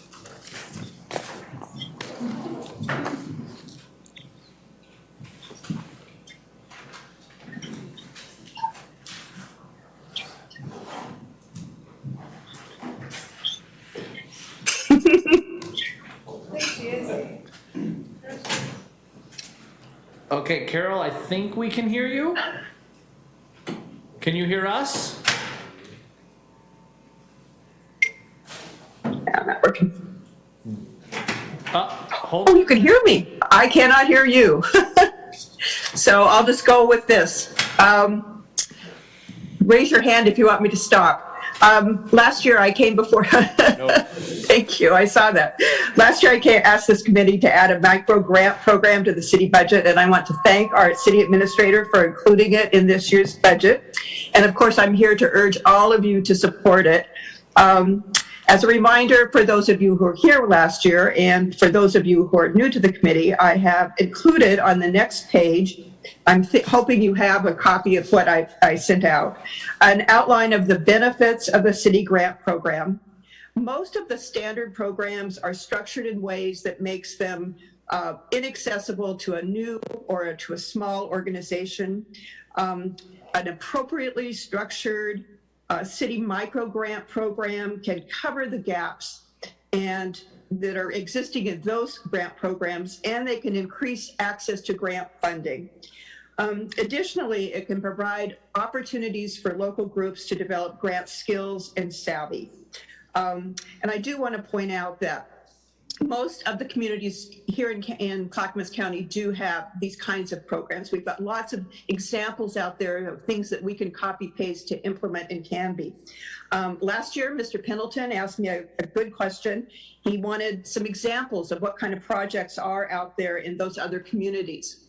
And I think a much better answer would be the one that I have for you today, which is also attached because it came from, actually it's a 2009 newspaper article that provides examples of what Canby was doing. This is not a new thought for Canby. We did have a grant program apparently that somehow stopped, probably partly due to the Great Recession.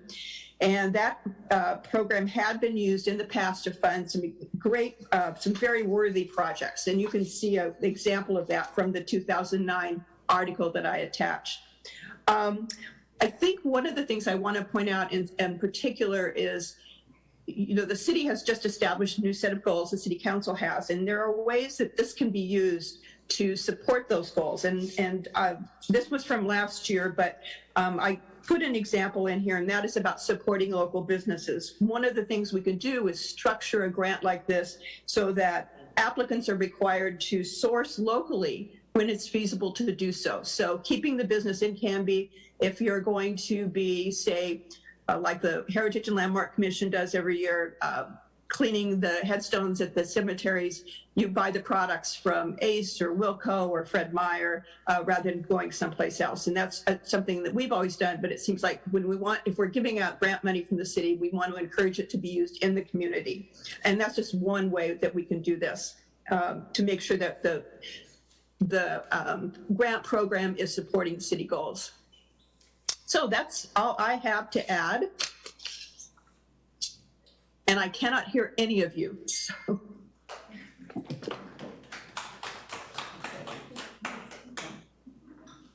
Oh, I have just a second. Somebody is texting me with how I can make this work.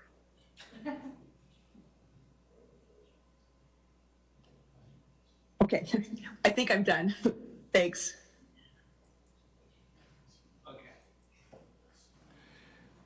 Not sure if you can hear us now, Carol, but thank you very much for that input, and we are excited to hopefully move this forward. So with that, is there any other public comment? Seeing none, I believe we will now recess this meeting. We need to review action items. Hold on just a second. So the only action item that I have is for Councilor Hensley, is to just get some more, do some more due diligence and get the data on the FTEs for the planning and the building department to be reported at the next meeting. Anything else, Councilor Parker? Yeah, I'd just like to know if everybody else feels the same way I do, that how proud we are of Eric today, of coming into this job, doing a great job tonight. Thank you. Yes, thank you very much. Thank you.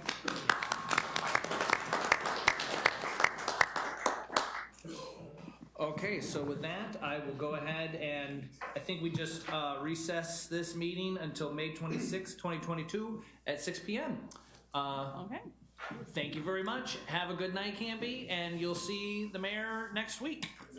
Thank you, Jason.